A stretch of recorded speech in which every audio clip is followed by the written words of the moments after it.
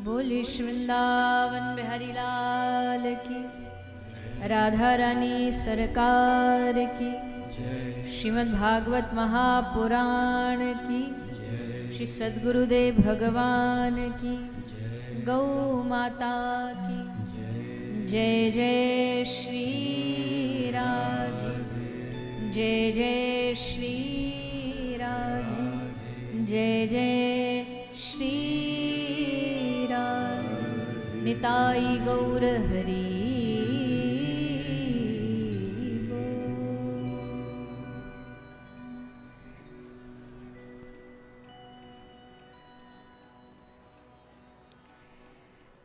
आइए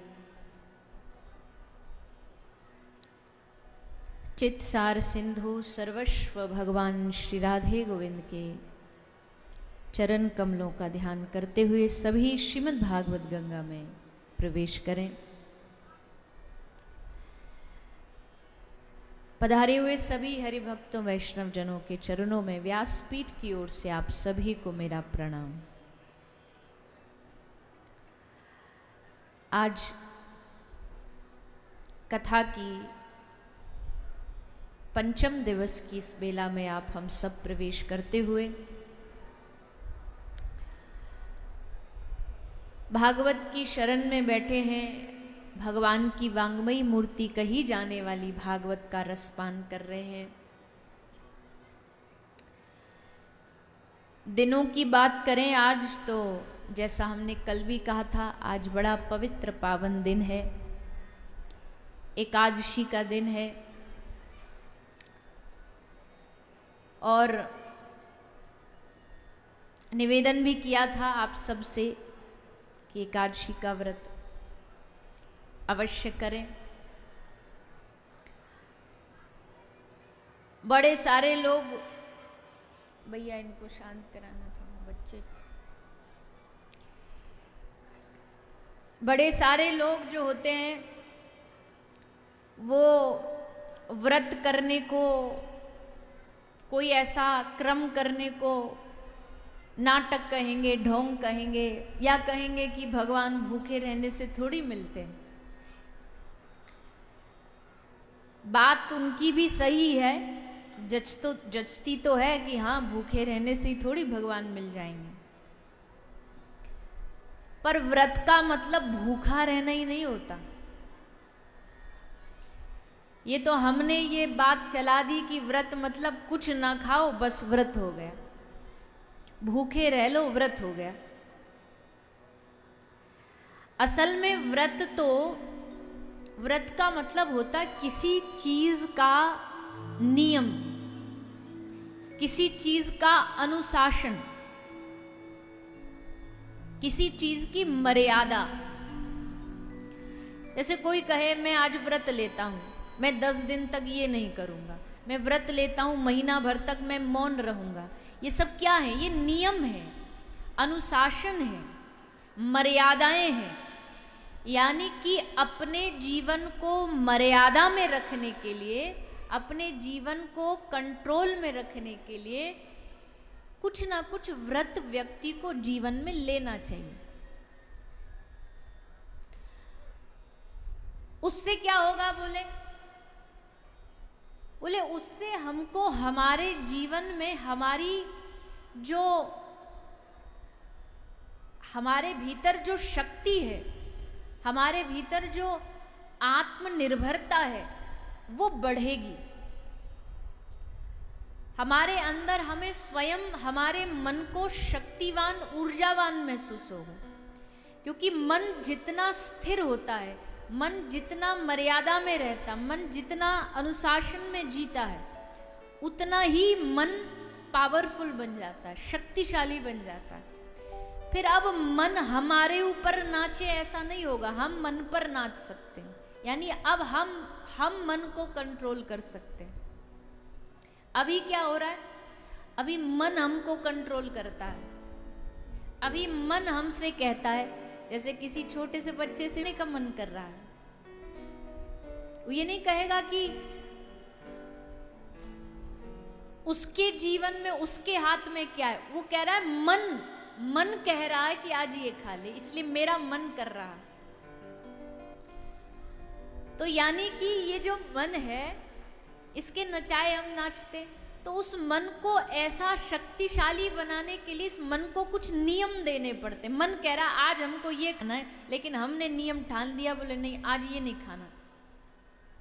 मन कह रहा आज यहां जाना है, पर हमने मन को नियम दे दिया नहीं, हम आज के दिन यहां नहीं जाएंगे।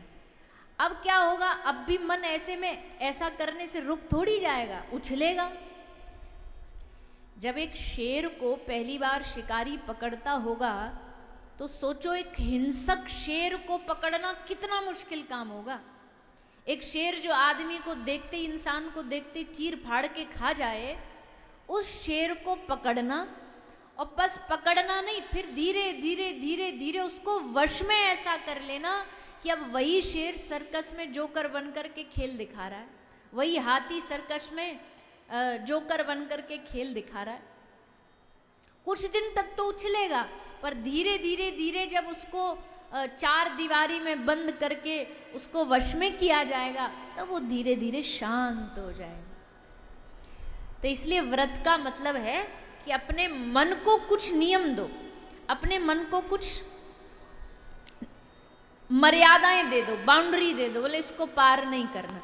अब उसमें एक नियम ये भी है कि अपनी रसना पर जीतो, रसना पर जीतो, क्योंकि दुनिया में सबसे खतरनाक चीज ये रसना ही है। रोज इसकी नई नई डिमांड होती है, रोज नई इसकी मांग होती है। उस पर जीत हासिल करने का एक ही तरीका है कि इस रसना को कहो कि आज तू ये नहीं खाएगा, आज तू ऐसा बुरा नहीं बोलेगा। बस खाने की बात नहीं है, आज तू ये बुरा नहीं बोलेगा, आज तू ये गंदा नहीं देखेगा। इसीलिए व्रत किया जाता है, बाकी तो भूखा रहना व्रत थोड़ी है। व्रत को एक नाम और दिया गया है, व्रत का नाम होता उपवास। उपवास का मतलब क्या होता है, कहते हैं ना आज हमारा उपवास है। उपवास का मतलब होता है ठाकुर जी के नजदीक रहना। दिन के और बाकी के दिनों में भले तुम उतना भजन नहीं करो, पर आज के दिन और अधिक भजन करना ही उपवास होता है, वही व्रत होता है। भगवान को ज्यादा याद करो। अच्छा, फिर कई लोग कहते हैं जी एक आज हमसे तो व्रत रहा ही नहीं जाता, भूखे नहीं रहा जाता।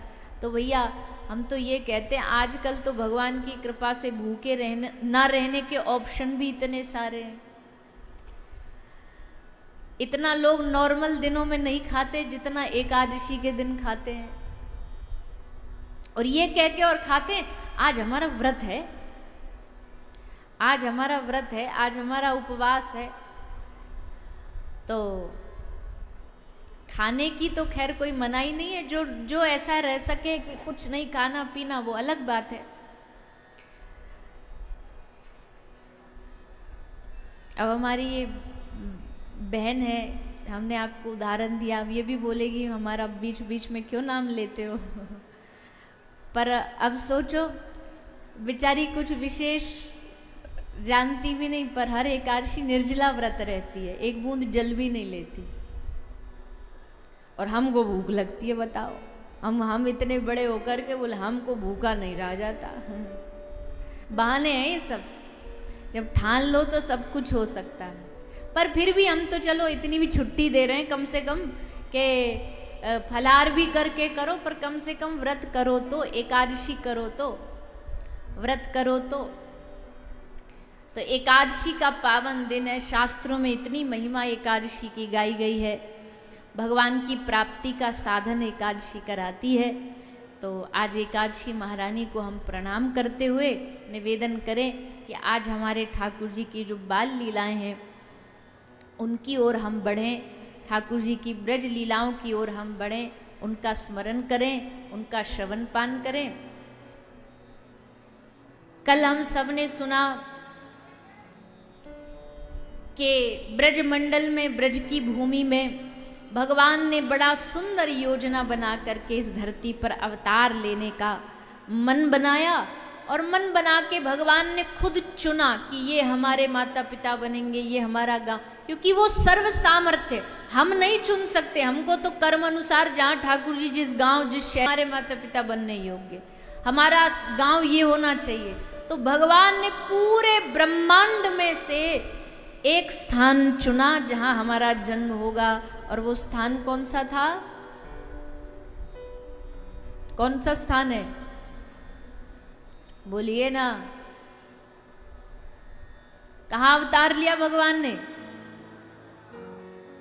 एक जोर से बोल दो। हमको लग रहा है एकादशी व्रत ज्यादा सीरियस ले लिया आपने।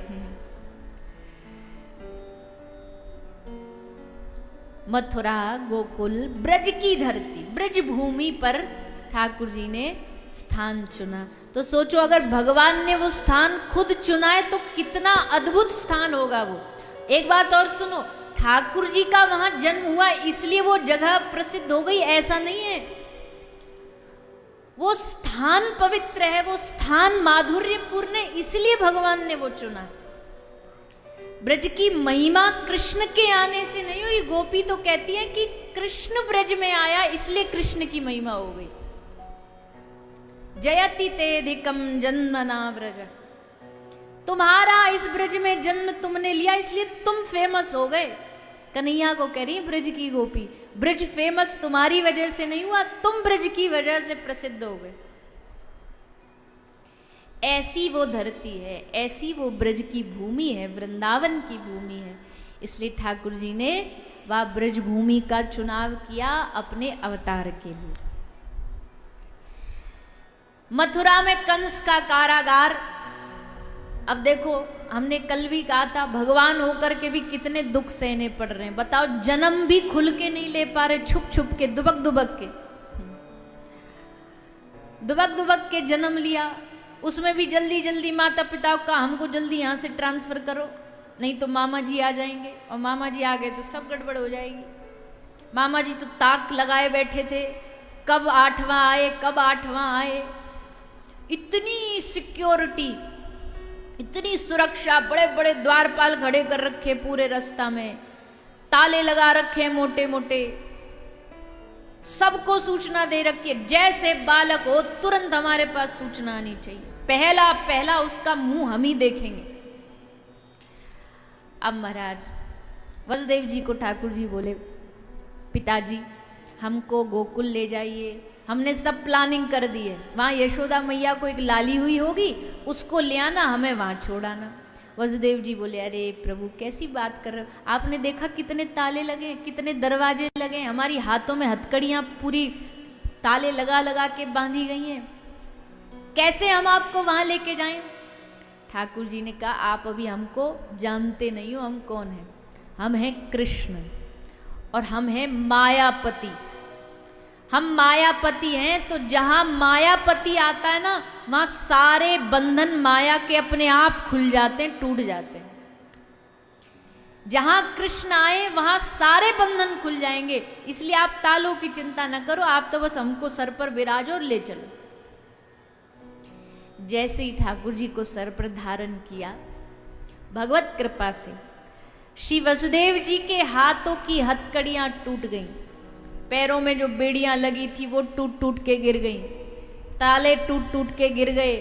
और पहरेदार सिक्योरिटी गार्ड बोले, आज पता नहीं क्या खाया है, ऐसी बढ़िया नींद आई, सब रे लुढ़क गए वहीं, सब निद्रा में बेहोश हो गए। ऐसी भयानक निद्रा कि वसुदेव जी आए, निकल के चले गए, सब सोते रह गए। सर पर ठाकुर जी को धारण करके वसुदेव जी जा रहे हैं। अब सुनो, ब्रज में वसुदेव देवकी के बाद पहला दर्शन भगवान का किसने किया जानते हो?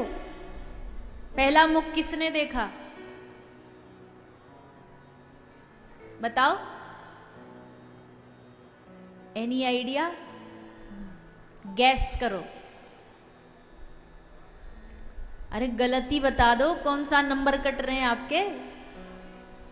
हैं? राधा रानी?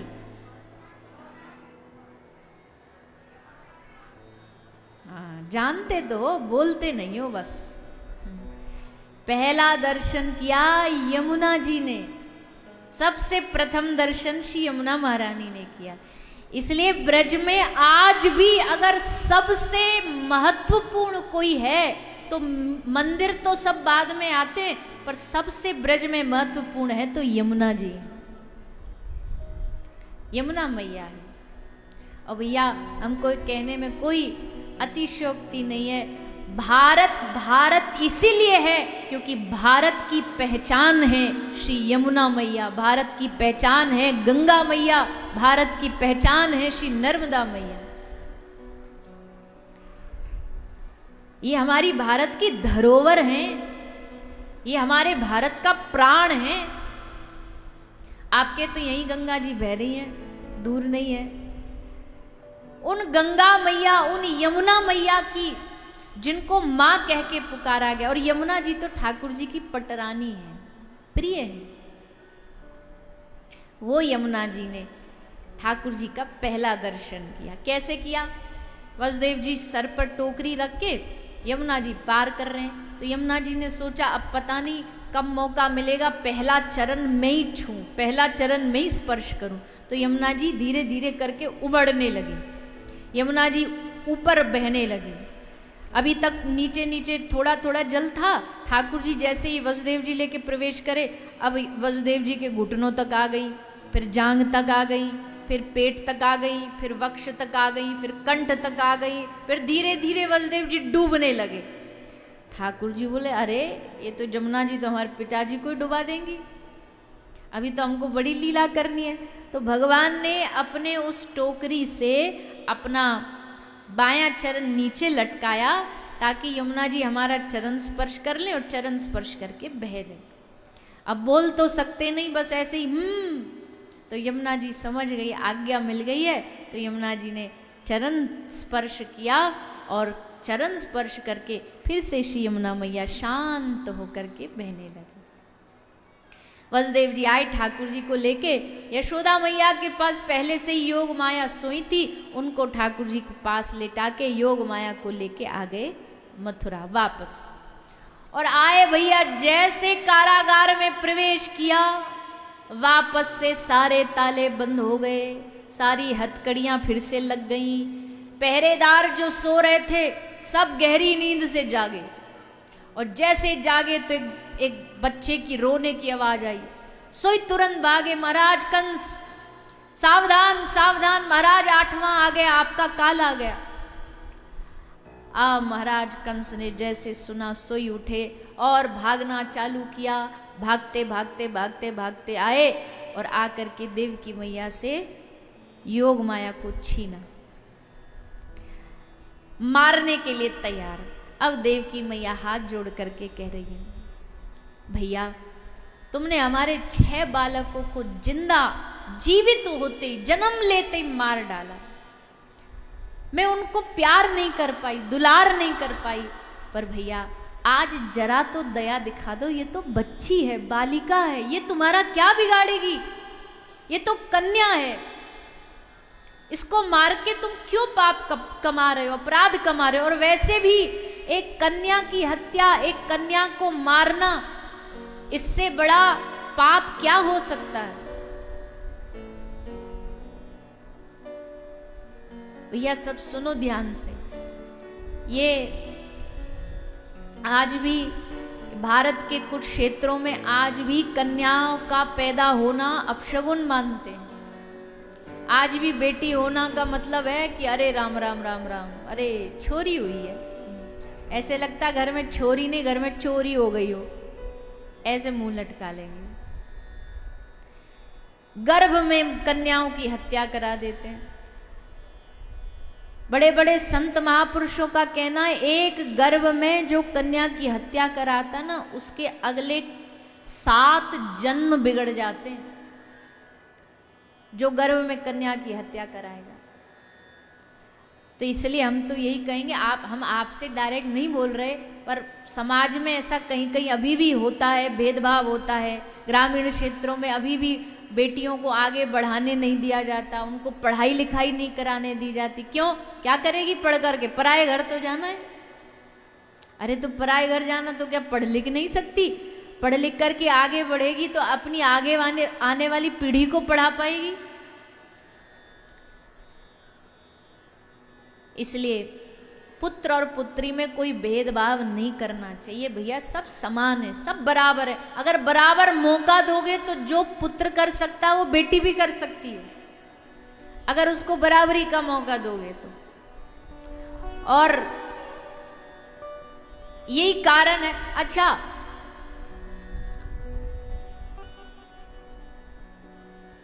कहते हैं कि एक स्त्री स्त्री की दुश्मन हो जाती है। वो माँ जिसको पता है गर्भ में मेरे कन्या है, वो स्वयं स्त्री है, लेकिन फिर भी गर्भ में उस बालिका को, बच्ची को जन्म से पहले मरवा देगी। या तो उसकी मजबूरी कह लो, घर परिवार में इधर उधर से सास ननद का इधर उधर प्रेशर। पर भैया कुछ भी हो जाए, देखो इस संसार में जिसको भगवान ने भेजा ना, उसका भाग्य भगवान खुद लिख के भेजे। क्यों चिंता करते हो? चाहे पुत्री हो चाहे पुत्र हो, ठाकुर जी संभालेंगे ना, भगवान बनाएंगे ना। तो अंतर नहीं करना चाहिए। आज के समय में तो हर बच्ची, गांव-गांव में स्कूल है, पढ़ाई के माध्यम में खूब पढ़ाओ बेटियों को, इतना आत्मनिर्भर बनाओ, जितना आप ये ढूंढो ना कि इसके लिए ब्याह के लिए कोई पैसा वाला छोरा मिल जाए, उससे बढ़िया उसको इतना पैरों पर खड़ा करो कि वो अपने आप में आत्मनिर्भर हो, उसको किसी के ऊपर निर्भर ना होना पड़े। तो हम तो प्रार्थना ही कर सकते हैं, बाकी तो आप सब हमसे ज्यादा समझदार हो। बस इतना मान लो कि पुत्र पुत्री में कोई भेद नहीं करो, उनको बराबर का समझो, बराबर का हिस्सा दो, बराबर का मौका दो। तो गर्भ में ही मार दिया जाता है कन्याओं को। आज देवकी मैया कंस से कहती है, भैया ये तो पुत्री है, ये तो बेटी है, आप इसको तो कम से कम मत मारो। कंस बोला, ना ना ना, मैं जानता हूं ये नारायण बड़ा चतुर है, मैंने सुनी है कथाओं में कि एक बार देवताओं को, दैत्यों को ठगने के लिए ये मोहिनी बन के आ गया था। क्या पता स्त्री बच्ची बन करके आया है हमको मारने के लिए, इसलिए हम नहीं छोड़ेंगे, हम इसको मार के रहेंगे। लिया, कन्या को हाथ से छीना और पकड़ करके चारों तरफ घुमा के फेंकने ही वाला था कंस कि योग माया हाथ से छूट गई और अष्टभुजा देवी बन करके प्रकट हो गई। अष्टभुजा दुर्गा माता बन के योग माया प्रकट हो गई। कहा, मूर्ख, मुझे मारेगा तू? मुझे मारने से तुझे क्या लाभ होगा? क्यों? क्योंकि तेरा मारने वाला तो पहले से ही कहीं जन्म ले चुका है, बस तू दिन गिनता रहे, अब तेरे पास ज्यादा समय नहीं है। कहकर के योग माया अदृश्य हो गई। तो इस प्रकार अभी भी इसके बाद भी कंस ने वसुदेव देवकी को कारागार से मुक्त नहीं किया, कारागार में डाले रखा। जब तक भगवान ने आकर के छुड़ाया नहीं, तब तक वसुदेव देवकी इतने वर्षों तक कारागार में बस इंतजार करते रहे, प्रतीक्षा करते रहे। तो भैया ये तो हो गई मथुरा की बात। अब चलो चलते हैं गोकुल। गोकुल में क्या हो रहा है? क्या हो रहा है गोकुल में? गोकुल में हो रहा है नंद के आनंद भयो, जय कन्हैया लाल की। जय कन्हैया लाल की। गोकुल में आनंद हो रहा है, गोकुल में रस बरस रहा है, गोकुल में श्री कृष्ण का स्वागत हो रहा है।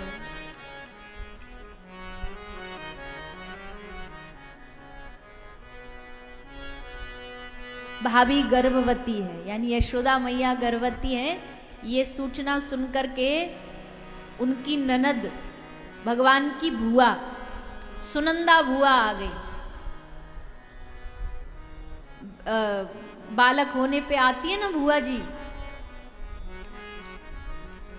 सेवा करने के लिए, तो सुनंदा बुआ तो महीना भर पहले से ही आके वहीं पसर गई, वहीं बोरिया बिस्तर लेकर के आ गई, क्योंकि जितना ज्यादा सेवा करेंगी उतना बढ़िया नेग मिलेगा। बुआओं को सबसे बढ़िया तो यही तो होता है लाभ कि भैया जाएंगे तो बढ़िया नेग मिलेगा। इसलिए जब कोई भी घर में बालक हो, घर में छोरा का ब्याह हो, छोरी का ब्याह हो, सबसे ऊंची आवाज बुआ जी की होती है। बड़े आनंद से फुदकती घूमेंगी सबरे घर में, गांव में, गली में, सबको न्योता देती घूमेंगी, बुलावा देती घूमेंगी। ये काम भी, ये ड्यूटी भी तो बुआ जी की होती है कि जाओ सबको न्योता दे के आओ। फिर वो सबको जाएंगी, फिर गीत गाएंगी, फिर बताशा बांट के आएंगी। तो इतनी मेहनत क्यों करती है? क्योंकि पता है जब विदाई होगी तो बढ़िया बैग भर के।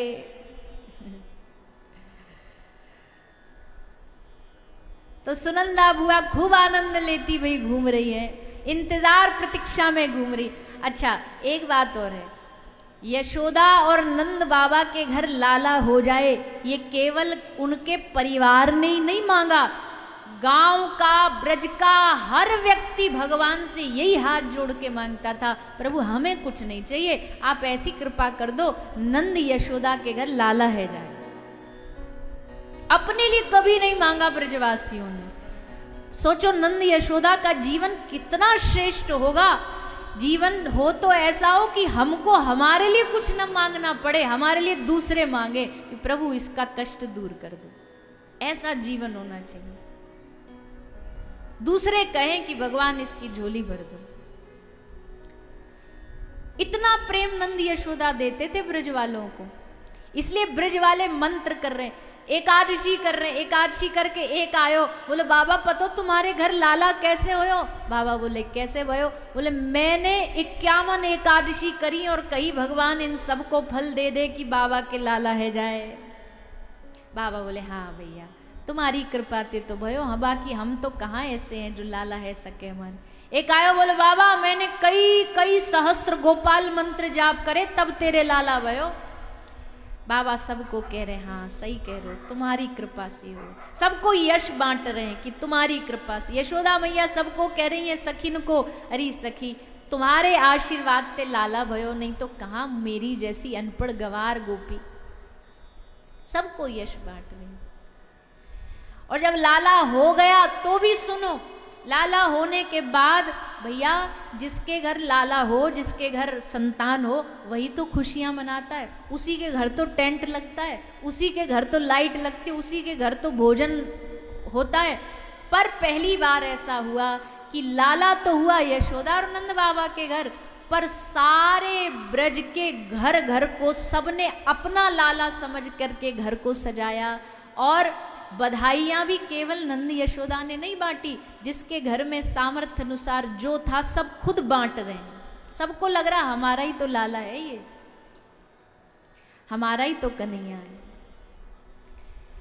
ऐसा ब्रज में आनंद। पहला दर्शन श्री सुनंदा बुआ ने लाला का किया। सुनंदा बुआ ने देखा सुबह का समय था, 4 बजे ब्रह्म मुहूर्त का समय। जगी मैया, जग के देख के आऊं यशोदा मैया की तबीयत स्वास्थ्य कैसा है। सो आई तो खिड़की से झांक के देखा। झांक के क्या दिखा? मैया के पास एक बड़ी चमकदार सी कोई चीज है, जैसे कोई किसी ने कोई मणि रख दी हो, कोई मणि रख के भूल गया हो। आज सुनंदा बुआ कह रही है यशोदा भी बड़ी बावरी है, इतनी कीमती कीमती मणियों को ऐसे ही अपनी शायद सिराने में लगा के सो गई, इसको तो तिजोरी में रखना चाहिए।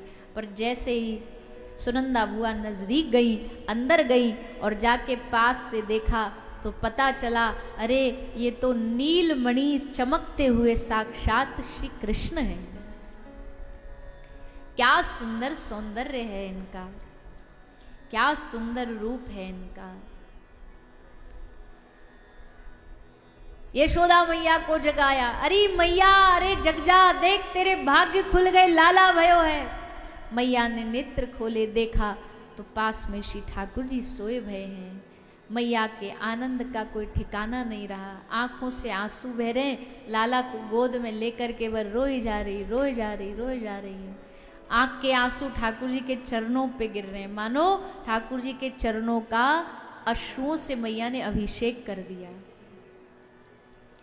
सुनंदा बुआ गई छत पर, सबको हल्ला मचा के ऊंची आवाज दे के हेला मार के कह रही, अरे ब्रजवासी जगो जगो जगो, सबरे आओ, अरे देखो लाला भयो है। सबन को बुला रही है सुनंदा बुआ, घर घर जा करके न्योता दे रही हो। फिर नंद बाबा को बुलाने गई गौशाला में। नंद बाबा की खुशी का क्या ठिकाना भैया, वो तो गौ माता की सेवा में लगे हुए थे। गौ सेवा करने से देखो कितना बड़ा फल मिलता है। इतना बड़ा फल कि साक्षात श्री कृष्ण घर में बालक बन करके आ गए। नंद बाबा से बड़ा गौपालक कौन होगा? 9 लाख गैया घर में रखते, इतनी गौ सेवा करते, इसलिए तो ठाकुर जी ने ये घर चुना। इसका मतलब है जाके घर में गैया होगी उसके घर में, बोलो ना, जिसके घर में क्या शैतान होगा? तो फिर बोलो, उसके घर में भगवान होंगे, गोपाल होंगे। जहां गैया घूमेगी ना उसके आसपास समझो ठाकुर जी भी कहीं ना कहीं घूम ही रहे हैं अदृश्य रूप से। उसके आसपास उसकी सुगंध लेने के लिए, उसकी पूंछ को स्पर्श करने के लिए ठाकुर जी भी कहीं आसपास ही हैं, ऐसा सोचना चाहिए। जहां गाय होती है वहां गोपाल होते हैं। इसलिए जिस घर में गैया उस घर में ठाकुर जी साक्षात विराजे हैं। इतना लाभ है गौ माता का।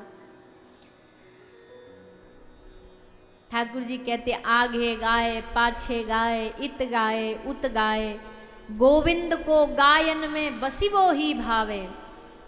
भगवान को गायन के बीच में रहना पसंद है, इसलिए जहां गाय रखोगे, गायों का समूह होगा, वहां भगवान होंगे। तो नंद बाबा गौशाला में गौ माता की सेवा कर रहे। सोई सुनंदा बुआ भगी भगी आई, बाबा बधाई हो बधाई हो। बाबा ने कहा भयो बाबरी ऐसे कैसे भक्ति भई आ रही, सांस ले ले, रुक जाने, कहीं तेरी दिल की धड़कन बंद ना आ जाए। काय बात पे इतना उछल रही? बोले बाबा खबर ही ऐसी है, सुनाऊंगी तुम भी उछलोगे। बाबा बोले बाबरी है गई है, हम बुढ़ापे में उछलेंगे का? बोले बाबा खबर ऐसी है कि भूल जाओगे कि तुम बुढ़ापे में हो। अरे तो खबर तो सुना दे। बोले खबर जब सुनाऊंगी पहले ये बताओ नेग में कहा दोगे? बाबा बोले बाबरी जो चाहिए ले लीजो, पर बता तो सही कहा भयो है। बोले बाबा तुम्हारे जन्म जन्म की गौ सेवा आज सफल है गई, तुम्हारे जन्म जन्म की साधु सेवा सफल है गई, आज तुम्हारे घर लाला भयो है। जैसे नंद बाबा ने सुनी, नंद बाबा तो सचमुच भूल गए कि वो बूढ़े हैं, सफेद दाढ़ी है कि बाल हैं सब भूल गए। और बाबा ने लियो अपनो गमछा बांधो अपने कमर पर, जोर जोर से ठुमका लगा के नाचने लगे। ठुमका लगा लगा के नाच रहे हैं सब। ग्वाल वाल इकट्ठे हो, बाबा जल्दी चलो जमुना जी में नहा के लाएंगे तुमको, डुबकी लगा के लाएंगे, फिर लाला के दर्शन कराएंगे। सो बाबा गए, डुबकी लगाई, बढ़िया मूछन पे ताव लगाई, पगड़ी बांधी, और फिर बोले लाओ रे छोरा दर्पण लाओ, दिखाओ हम कैसे लग रहे हैं। ग्वाल वाल बोले बाबा एकदम तुम तो 15 साल के जवान छोरा लग रहे हो, आज बुढ़ापो तो दूर दूर तक भी तुम में ना झलक रहे हो, आज तो तुम एकदम जवान लग रहे हो। तो भैया आज सारे ब्रज में, सारे ब्रज के लोग ठाकुर जी के इस उत्सव में आ रहे हैं। ब्रज के ही लोग नहीं आ रहे, स्वर्ग भी उतर आया ब्रज में, स्वर्ग भी ब्रज में उतर आया।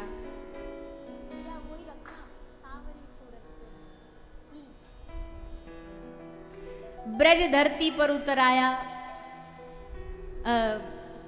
स्वर्ग धरती पर उतर आया। क्यों? क्योंकि स्वर्ग के लोग धरती पर आ गए। देवताओं ने सोचा बहुत रह लिए स्वर्ग में, चलो अब ब्रज का आनंद लेते हैं। हमारे ब्रज में कहते भैया हमारो ब्रज ना स्वर्ग और वैकुंठ से भी ज्यादा सुंदर है। यहाँ सारे देवी देवता निवास करते हैं, यहाँ भगवान के जितने भी दूत हैं गण हैं वो निवास करते हैं, वो सब ब्रज की माटी में लोटपोट होते हैं। तो ऐसे ब्रज भूमि पर देवगण आकर के भगवान का दर्शन कर रहे हैं, गोपी दर्शन कर रही हैं, ग्वाला दर्शन कर रहे हैं। आप भी दर्शन करो सब लोग भाव से। और देखो ने थोड़ा सा मन लगा के भाव से आज की कथा सुनना, क्योंकि आज ठाकुर जी की लीलाएं हैं। ऐसे रूखे रूखे मुंह बना के बैठे रहोगे ना तो आपको ही समझ आएगी ना हमको ही बोलने में आनंद आएगा। तो इसलिए ने थोड़ा सा चेहरे पर खुशी लाओ, प्रसन्नता लाओ। ठाकुर जी आए। कई मैया तो ऐसी बेहोशी सी में बैठी रहती हैं जैसे कोई अचानक से भोजन बनाते बनाते घर का सिलेंडर खाली हो जाए ना, तो ऐसे सीरियस बैठ जाती है, हाय राम अब क्या होगा। कथा में बैठे हो, कोई जेल में थोड़ी बैठे हो। तो यहाँ ने थोड़ा सा हंसो मुस्कुराओ, बाकी तो दुनिया में खूब सीरियस ही रहते हो।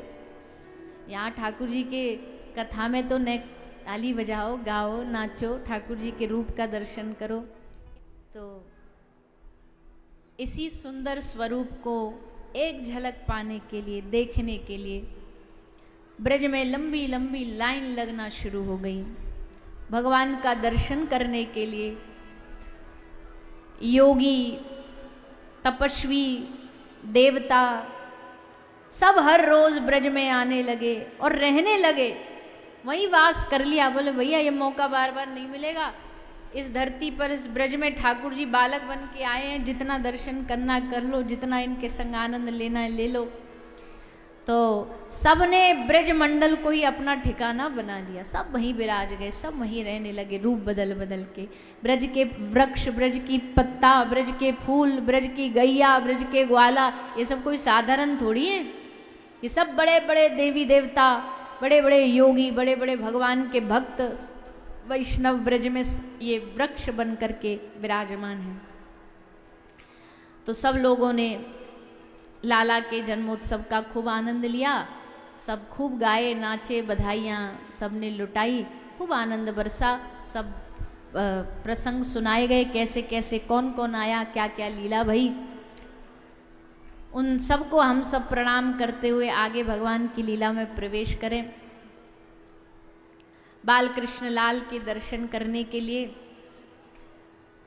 भगवान महादेव पधारे, भोलेनाथ जी पधारे। भोलेनाथ जी के मन में हमेशा जिज्ञासा रहती है कि मैं एक बार भगवान को देख लूं, एक बार भगवान का दर्शन कर लूं, क्योंकि दर्शन में जो सुख है वो दूसरी किसी चीज में नहीं है। दर्शन करने से ठाकुर जी के संपूर्ण अंगों का दर्शन होता है। तो महादेव जी के हमेशा मन में भाव रहता है, जब मौका मिल जाता आ जाते हैं ठाकुर जी का दर्शन करने, जब मन करता आ जाते हैं महारास में रास करने। और महादेव जो है वो परम वैष्णव हैं, परम वैष्णवों में महादेव की गणना की गई है। तो आए महादेव लाला का दर्शन करने ब्रजमंडल में। सबसे रास्ता पूछते पूछते महल पहुंच गए। महल पहुंच करके साधु बनकर के आए थे, योगी बनकर के आए थे। आवाज लगा करके मैया को बाहर बुलाया। मैया बड़ी प्रसन्नता से आई। मैया को पता लग गई कि हमारे दरवाजे पर कुछ ब्राह्मण पधारे हैं, तो मैया तो बड़ी खुशी खुशी आई। कोई साधु आयो है, बड़ी खुशी खुशी आई। घर में कोई साधु आ जाए ना बाहर भिक्षा मांगने के लिए, तो नाक मुंह नहीं चढ़ाना चाहिए। कई बार ऐसा होता है हमारे ब्रज में, तो बहुत साधु हर रोज माधुकरी मांगते हैं। और ब्रज की एक परंपरा और है वृंदावन की, ब्रज के गांवों की, कि वहाँ मैया जो होती है ना वो हर रोज बहुत सारी एक्स्ट्रा रोटी बना के रखती है, क्योंकि उनको पता है कोई ना कोई साधु जरूर आएगा भिक्षा मांगने के लिए। तो हर ब्रज की मैया जो होती है वो ज़्यादा अपने घर में जितनी रोटी लगती है ना उससे ज़्यादा बना के रखती है। कब कौन साधु आ जाए, मैया रोटी दे दे, मैया माधुकरी दे दे। और माधुकरी मतलब भिक्षा मांग के पाना, वो जो पाने में आनंद है ना, उस रोटी में जो माधुकरी की रोटी में आनंद है, वो दुनिया के किसी 56 भोग में नहीं है। तो कुछ तो मैया ऐसी होती हैं, और एक आध उनमें ऐसी भी होती है, कोई साधु आ जाए तो नाक मुंह चढ़ा लेंगी। ए बाबा जी आ गए हो फिरते मांगने, जहाँ पे कछु काम धंधो ना है का यहीं आ जाए जब देखो। पर भैया सौभाग्य होता है उन घरों का जिनके दरवाजे पर कोई साधु, कोई भिक्षुक, कोई भिक्षा मांगने वाला भी आ जाए ना, तो जरूरी नहीं तुम उसको हजारों रुपया दो, जितना सामर्थ्य है, चाहे भले जेब से तुम्हारे 1 रुपया हो, रुपया भी नहीं हो तो खाने को ना हो तो कपड़ा हो, कपड़ा ना हो तो कुछ भी हो, पर खाली हाथ न भेजो। ये मन बड़ा चंचल है, अगर इसको ना देने की एक बार आदत डाल दोगे ना तो फिर हर बार यही करेगा। इसलिए इसको कुछ भी हो, घर में कुछ भी नहीं है ना तो एक दाना ही दे दो, पर कम से कम सत्कार करके भिक्षुक को भेजो। आप कोई दरवाजे पर भिक्षा मांगने आए तो ये आपके लिए गौरव है कि भगवान ने आपको इतना सामर्थ्यवान बनाया है कि आप किसी को दे पा रहे हो, किसी को दे सकते हो। तो खुश होके देना चाहिए, प्रसन्नता से देना चाहिए। कोई भिक्षुक आए तो उसकी जितनी हो सके, यही मानवता है। हमने एक कथा, एक दृष्टांत कहीं पढ़ा था।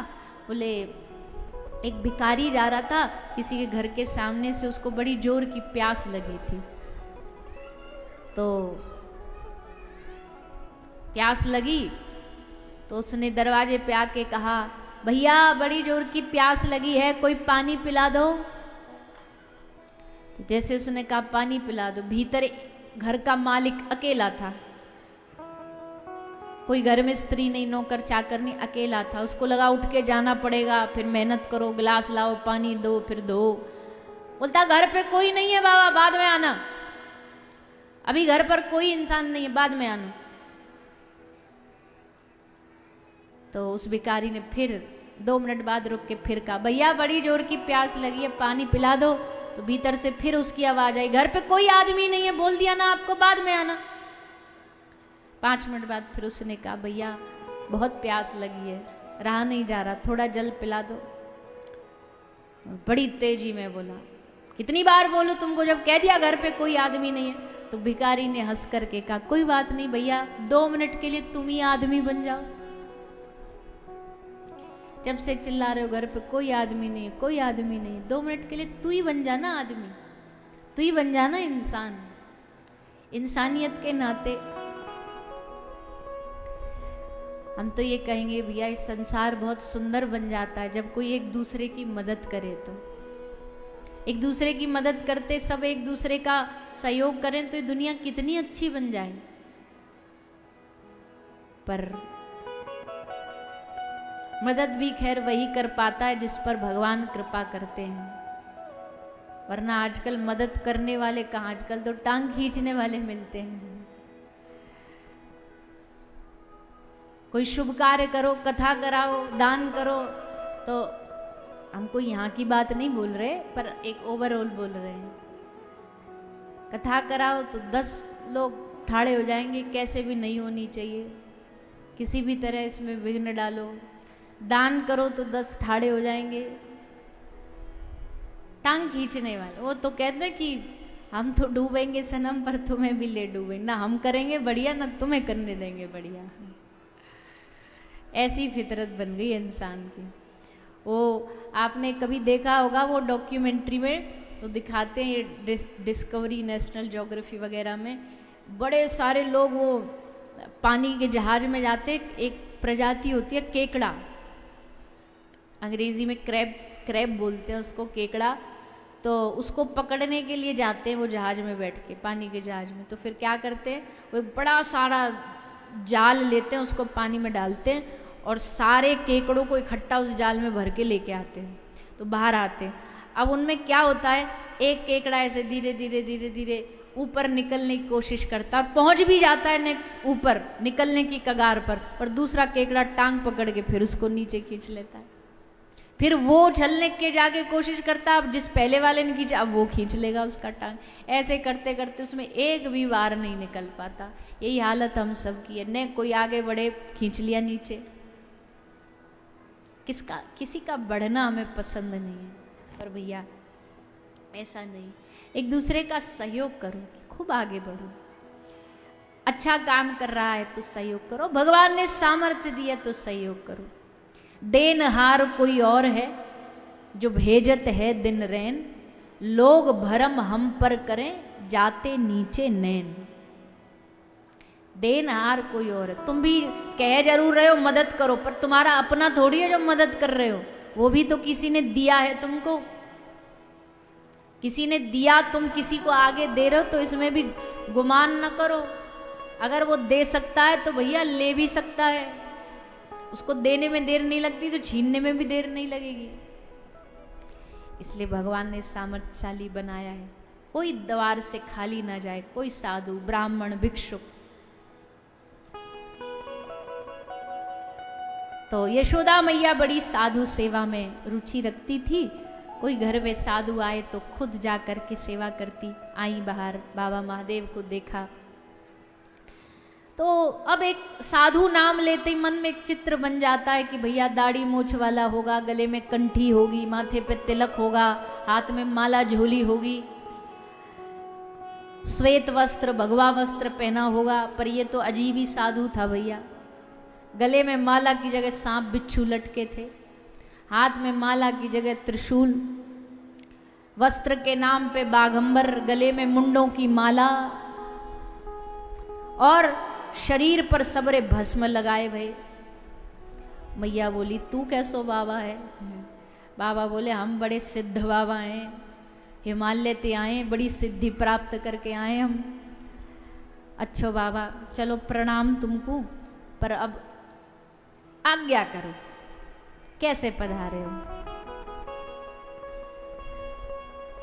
मैया ने सोची बाबा ज्यादा से ज्यादा कहा मांगे गो, कहेगो मैया भूख लगी है भोजन पवा दो। जब मांगे गो के मैया कछु दान दक्षिणा दे दो, आटा दे दो, चावल दे दो, राशन दे दो, या कपड़ा लत्ता या सोना चांदी भी मांग ले तो मैया कहती हमारे घर कोई कमी थोड़ी, दे दूंगी सोना चांदी। पर बाबा ने तो भैया मैया के प्राण ही मांग लिए।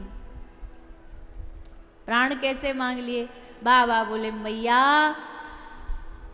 हम रोटी कपड़ा मकान लेने नहीं आए तेरे पास, तो फिर बाबा कहा लेने आयो है? ले मैया हम तो सुनी है, हमको सूचना मिली है, खबर मिली है तुम्हारे लाला भयो है। बोले हाँ लाला भयो है। तो मैया हम तो वाके दर्शन करने आए हैं, अपने लाला के दर्शन करवा दे मैया। मैया सुन करके एकदम अचंभित रह गई। ये भी कोई मांगने वाली बात है बाबा? अरे कछु सामग्री सीधा कछु मांगता तो खुशी खुशी दे देती, तैने तो ऐसी टेढ़ी चीज मांगी है कि मैं चाह के भी ना दे पाऊं बाबा।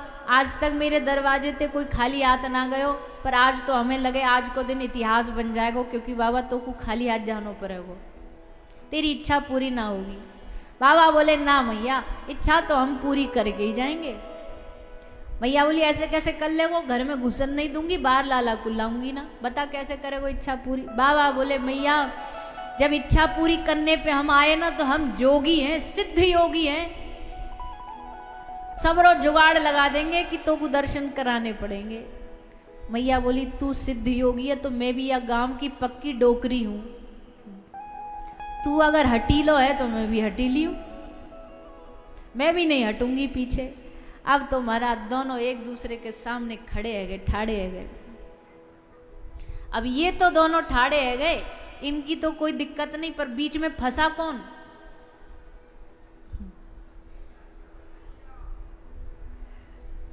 जैसे घर में कभी कभी हो जाए ना, एक तरफ माँ और एक तरफ पत्नी, अब इधर कुआ और इधर खाई, अब बीच में फंस जाते बेचारे श्रीमान जी। बाकी माँ ने तो कहे अच्छा कल की आई मेरे सामने, अब मेरी बात नहीं मानेगो, और अगर बाकी ना माने तो मैं सब घर छोड़ करके आई तो अब उनकी बात मानेगा। तो वैसे ही ठाकुर जी आज बेचारे फंस गए मैया और बाबा के बीच में। मैया की बात माने तो बाबा नाराज, बाबा की माने तो मैया नाराज। ठाकुर जी बोले हम बढ़िया फंसे, पर चतुर शिरोमणि है, सब समस्याओं का समाधान है इनके पास। समाधान क्या निकाला? मैया भी मान जाए और बाबा की इच्छा भी पूरी हो जाए। सो ठाकुर जी ने एक लीला करी, रोए, रोन लगे जोर जोर से, खूब जोर जोर से रोए। यशोदा मैया लाला को रोना कहाँ देख पाई, अपने बालक का कोई रोना कहाँ देख पाता है। यशोदा मैया लाला को खुश करने के लिए, उनको प्रसन्न करने के लिए हर वो प्रयास करना शुरू कर देती है जात से लाला चुप है जाए।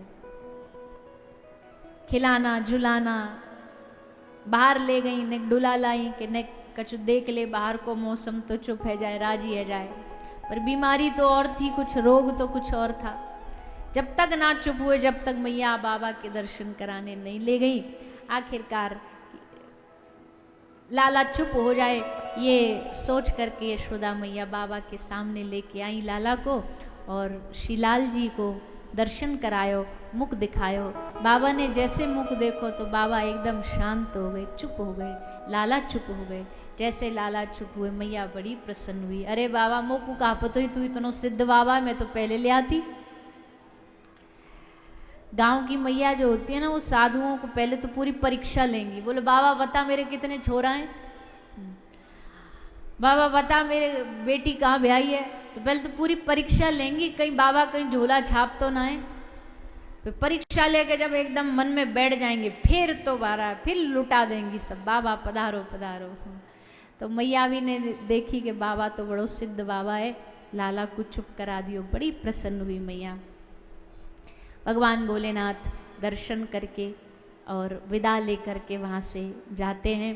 ऐसा अद्भुत दोनों का मिलन होता है, दोनों की लीला होती है। श्री ठाकुर जी की लीला श्रवण कराई गई। उसके बाद पूतना का भगवान ने उद्धार किया। कंसेन प्रहिता अघोरा पूतना भालगातनी। पूतना आई, भगवान ने पूतना मौसी का उद्धार करके उसको स्तनों से कालकूट विषपान करते हुए उसके प्राणों को सोखा, प्राणों का हरण किया और पूतना पर कृपा करी। फिर एक दिन लाला सो रहे थे। सोते सोते लाला ने अपने बल पे करवट बदलने लग गए। सो मैया देख के खुश हो गई, मेरो लाला बड़ो है गयो, मेरो लाला बड़ो है गयो, करवट बदल लिया ने। यही बात पे खुश हो के मैया ने एक भारी उत्सव रख दिया।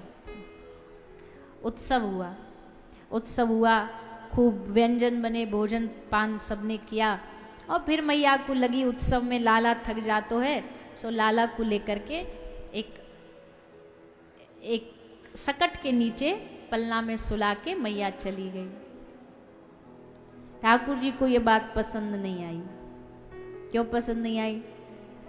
कोई भी उत्सव हो, कोई भी कथा हो, सबका मूल क्या है? भगवान। सबका केंद्र भगवान है। मान लो कथा हो रही, इसका केंद्र कौन है? इसका केंद्र भगवान है। पर अगर भगवान को छोड़ करके अगर इस कथा का केंद्र हम कुछ और बना लेंगे तो फिर भगवान इस बात से नाराज हो जाएंगे, रूठ जाएंगे। भगवान कहते केंद्र हमें तो हम ही रहने चाहिए। वृंदावन जा रहे हो तो केंद्र भगवान है, उनको पाना है, उनका दर्शन करना। पर कभी कभी हम उत्सवों में उनका उद्देश्य कुछ और रख लेते हैं। कथा करा रहे हैं, उसका उद्देश्य कुछ और रख लिया। तीर्थ जा रहे हैं, उसका उद्देश्य कुछ और रख लिया। ये ठाकुर जी को पसंद नहीं। ठाकुर जी को पसंद है कि मध्य में सेंटर ऑफ अट्रैक्शन हम ही होने चाहिए, मूल में हम ही होने चाहिए, हमको छोड़ के कुछ और नहीं। तो यशोदा मैया तो दूसरी की सेवा में लग गई। ठाकुर जी ने कहा इनका ध्यान अपनी ओर कैसे लाना है, कुछ लीला करूं। तो सकटासुर आया था, सकट में बैठा था, पलने की ओर दबा रहा है। तो ठाकुर जी ने अपना पांव उठाया और पांव का अंगूठा सकट से छुआ के उछाला। सकट धड़ाम से आके धरती पे गिरा, जोर से आवाज हुई। और आवाज हुई तो सारे ब्रजवासी मैया गोपी भागे भागे, काहे गयो काहे गयो। एक ग्वाला बोलो मैया तेरे छोरा ने अंगूठा मारो और सकट ऊपर उछल गए, फेंक दियो यानी सकट एक अंगूठा थे। मैया बोली बावरे लगे रात को भांग पी आयो है, मेरे लाला के अंगूठा मारने ते सकट उछल सके, तेरा दिमाग तो ठीक है? बावरे कहीं की। अब मैया को कहा पतो कि ये जो पलना में सो रहा है ये कोई बालक नहीं है, ये सुपरमैन है, ये कछु भी कर सके, ये हमें बड़ी ताकत है। पर भोली वाली मैया ने बात को मजाक में समझो, बालक है इनने कहा पतो। सो भगवान ने सकटासुर का इस प्रकार उद्धार कर दिया। अब सुखदेव जी सुनाते हैं, भगवान के मन में आई कि भैया अब हमने बड़े है रहे, कम से कम अपनो कछु नाम तो रखवा लें। अभी तक नाम ही ना रखा हुए हमारो, कोई कनुआ कहे, कोई कछु कहे, कोई रसगुल्ला कहे, कछु नाम भी तो हो अपनो। तो ठाकुर जी ने प्रेरणा दी गर्गाचार्य जी को। गर्गाचार्य जी है तो यदुवंशियों के गुरु, वो तो दर्शन करने आए थे। ठाकुर जी के दर्शन करने की लालसा लेकर के ब्रज में आए थे। तो ठाकुर जी ने प्रेरणा दी नंद बाबा को कि बाबा ने गर्गाचार्य जी से कहा हे महर्षि आप पधारे हमारे घर, इससे बढ़िया सौभाग्य क्या होगा, आप हमारे लाला रोहिणी के लाला दोनों का नाम रख दो।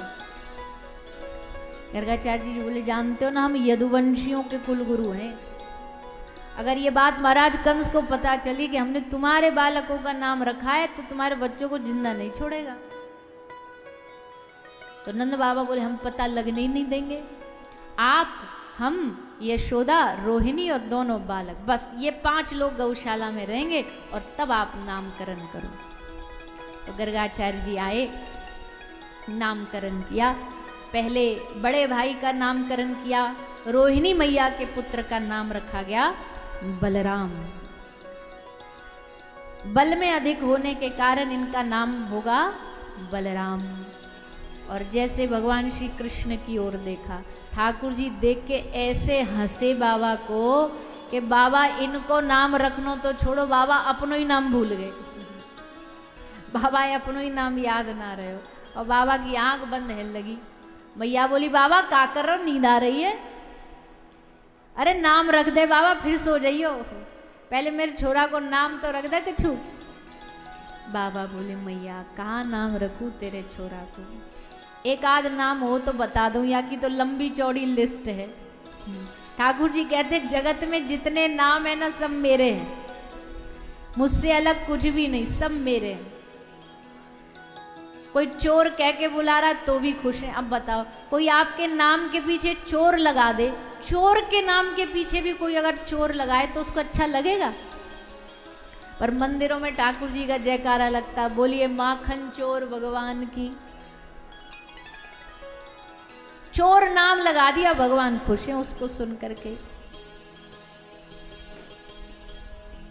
तो ठाकुर जी तो ऐसे काई भी नाम से प्रसन्न हो जाते, किसी भी नाम से प्रसन्न हो जाते हैं। इसी बात पे एक दृष्टांत सुनाया जाता है। कोई बहुत गंभीर दृष्टांत नहीं है, मतलब कोई शास्त्र का सीरियस दृष्टांत नहीं है, किसी के ऐसे मन का भाव है, किसी के मन की लीला है। बोले एक छोटा सा गांव था, गांव में एक किसान रहता था और बेचारा सादा सिंपल जीवन जीता, ज़्यादा पढ़ा लिखा था नहीं। उसके घर में कुछ गैया थी, कुछ भैंस थी, उनको रोज चराने चला जाता, चरा के घर वापस आ जाता। तो यही उसकी दिनचर्या थी। एक दिन कथा में गया सुनने, गांव में कथा हुई तो चला गया। महाराज जी बता रहे थे, बोले भैया गुरु बनाना चाहिए, गुरु मंत्र का जाप करना चाहिए। सोई आ गया महाराज जी के, वो महाराज जी हमको दीक्षा दे दो, हमको गुरु बनाना है। अच्छा, कई तो गांव के ऐसे लोग होते हैं उनको गुरु दीक्षा भी नहीं पता, वो जब गुरुओं के पास जाते बोले गुरु दक्षिणा दे दो, हमको गुरु दक्षिणा लेनी है। तो बाबा बोले भैया हम तो नरसिंह भगवान के भक्त हैं, तो हम तुमको वही मंत्र देंगे। बोले ठीक है दे दो। कान में मंत्र दिया नरसिंह भगवान का। क्या मंत्र दिया? बोले तुमको माला पे बोलना है जय नरसिंह जय नरसिंह जय नरसिंह, इतना बोलना है। अब वो गांव का आदमी उस बेचारे नरसिंह ही पहली बार नाम सुना। बोला ठीक है बाबा जी, अब हम यही जाप करें? बोले हाँ, यही जप करते करते घर जा, गाय भैंस चराए तो यही बोला कर, यही मंत्र जपा कर। बोले ठीक है बाबा। अब बेचारा गाय भैंस चराने वाला जय नरसिंह एक आध बार तो ये बोला, फिर भूल गया बाबा ने क्या बताया, और मन इसका गाय भैंसों में ही लगा रहता था। तो जय नरसिंह की जगह अब वो मंत्री बदल गया, जय नरसिंह की जगह बोलने लगा भैंस का सींग भैंस का सींग भैंस का सींग। और उसके मन में गाय भैंसी चलती सो वही नाम लेने लगा, और बड़े निष्ठा से जपता, ऐसे भी नहीं कि बस ऐसी हल्के फुल्के में, बड़ी निष्ठा से जपता। जब बैठ जाए, उधर गैया भैंस चल रही है, आंख बंद करके बैठ जाता, आंख बंद करके जय भैंस का सींग भैंस का, उसको यही मंत्र रट गया। अब लक्ष्मी मैया हंस रही है। लक्ष्मी माता बोली नारायण भगवान से, प्रभु आप भी टेढ़े, आपके भगत भी टेढ़े, बताओ ये कोई मंत्र है? कुछ भी दे रहा, कुछ भी बोल रहा, और आप रोकते भी नहीं है ऐसों को, कम से कम आपको जाके बोलना तो चाहिए।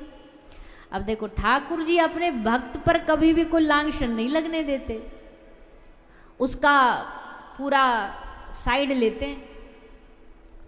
ठाकुर जी नारायण भगवान ने कहा लक्ष्मी माता को कि देवी तुम अभी जानती नहीं हो, इस भगत को दिखने में ही लग रहा है सीधा साधा सा, बहुत पहुंचा हुआ महात्मा है ये, मैया बोली काहे का महात्मा, इसको मंत्र तो आता नहीं ढंग से। ठाकुर जी बोले जाओ परीक्षा लेके देख लो, बड़ा अंतर्यामी महात्मा है ये। बोला पक्का? बोले हाँ। तो लक्ष्मी जी आ गई इसकी परीक्षा लेने के लिए। अब नारायण भगवान भी वहीं कहीं छुप गए। लक्ष्मी जी का आप ही जाओ, आप ही परीक्षा लो इसकी। तो लक्ष्मी जी आई। लक्ष्मी जी ने आकर के इसको आवाज लगाई, अरे भैया आंख खोल। तो इसने आवाज सुनी कान में, नेक एक आंख खोली, देखा कोई देवी खड़ी है, फिर आंख बंद कर ली और फिर रटने लगा भैंस का सिंह, भैंस का सिंह। देवी बोले अरे खोल, आंख तो खोलो, देखो मैं आई हूं। अब इसको बड़ा डिस्टर्ब हो रहा है, बड़ा परेशान हो रहा है कि हमारा इतना बढ़िया ध्यान लग रहा है, हम ठाकुर जी का ध्यान कर रहे हैं और ये देवी हमें आकर के परेशान कर रही है। फिर लक्ष्मी जी बोली अरे आंख तो खोलो, देखो मैं आई हूं, तुम कर क्या रहे हो? तो बड़ा गुस्सा में आके बोला तेरे खसम का ध्यान कर रहा हूं। अब तो लक्ष्मी जी बोली बारे ये तो सचमुच अंतर्यामी है, नारायण भगवान तो सच्ची बोले थे, प्रभु तो सच्ची बोले थे कि भैया ये हमारा परम भक्त है। लक्ष्मी जी बोले अच्छा हमारे खसम का ध्यान कर रहा। बोले कहाँ है बताओ हमारे पतिदेव। अब उसको कुछ नहीं पता, वो तो अपनी मन मर्जी। बोले हमको क्या पता, होगा कहीं यहीं पे आसपास कहीं होगा दुबका छुपा। लक्ष्मी जी बोली ये तो पक्का भगवान का अंतर्यामी भगत है। तुरंत गई ठाकुर जी बोले चलो इसको दर्शन दो। तो नारायण भगवान को लेकर के आ गई दर्शन देने के लिए और तब दर्शन दिया। अब बात ये नहीं थी कि वो क्या जप रहा है, इसका मतलब ये नहीं ये मंत्र जपने से भगवान मिल जाते हैं, कहीं तुम भी जपने लग जाओ। मतलब यह है कि उसको शब्द नहीं पता क्या बोल रहा है वो, पर उसके मन में ठाकुर जी हैं। आंख बंद करके ऐसा डूब जाता भगवान के भजन में कि उसको कुछ और दिखाई नहीं देता, सुनाई नहीं देता। और भगवान इतने बोले कि वो कहते कोई नाम ले लो, कोई नाम पुकार लो, हमारे लिए तो सब नाम बराबर है, वह मन में हम होने चाहिए। ऐसे अद्भुत है भगवान। गर्गाचार्य जी ने नामकरण करते हुए भगवान का नाम, अनेक नाम रखे, विशेष नाम कृष्ण रखा। श्री गर्ग महर्षि का मिलन दर्शन हुआ, उसके बाद श्री ठाकुर जी वहां से, गर्गाचार्य जी वहां से विदा होते हैं। भगवान थोड़े थोड़े बड़े होने लगे। बड़े होकर के अपने लीला का आस्वादन कराने के लिए, रस का आनंद देने के लिए गोपियों के पास जाने लगे, गोपियों के घर जाने लगे, गोपियों को दर्शन देते। मैया रोज श्रृंगार करके इनको बिठा देती, जाते जाकर के गोपी को दर्शन देते। कभी गोपियों से दधी का दान मांगते, कभी गोपियों से रास्ता रोक करके कर मांगते। सब गोपी ठाकुर जी के इस प्रेम में, आनंद में डूबी हुई है, इसका आनंद ले रही है और नित्य प्रति प्रार्थना करती है, नित्य प्रति ठाकुर जी से निवेदन करती है काश आज हमारा नंबर आए, आज हमारा दिन आए, हमारे घर आप आओ, हम पर कृपा करो, आप मेरे घर पधारोगे। ठाकुर जी बोले जरूर पधारेंगे, पर घर जब ही पधारेंगे जब हमारे आगमन में बढ़िया हमारी स्वागत सत्कार होगा तब आएंगे। तो गोपी कहती बिल्कुल करूँगी। काका करेगी? तो सब बता रही है, कैसे आपके यहाँ भोजन बनाऊंगी, कैसे आपके यहाँ सेज सजाऊंगी, काका खवाऊंगी, क्या क्या सुनाऊंगी।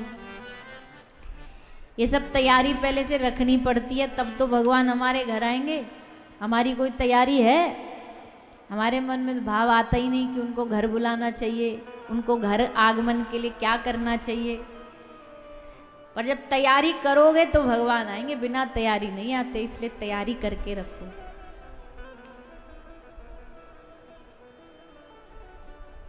कर्माबाई रोज तैयारी करके रखती थी, खिचड़ी बना करके।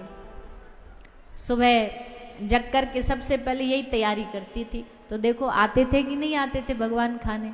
शबरी रोज तैयारी करके रखती थी, झाड़ू लगा करके, पता नहीं कब आ जाएं, किस दिन आ जाएं। सो उसकी तैयारी को देख करके प्रभु पधारे। तो भैया तैयारी बड़ी जरूरी है। ठाकुर जी को गोपी बुलाती है, ठाकुर जी बा के घर जाते, खूब आनंद दिलाते हैं। भगवान की लीलाएं सुखदेव जी सुना रहे हैं। कभी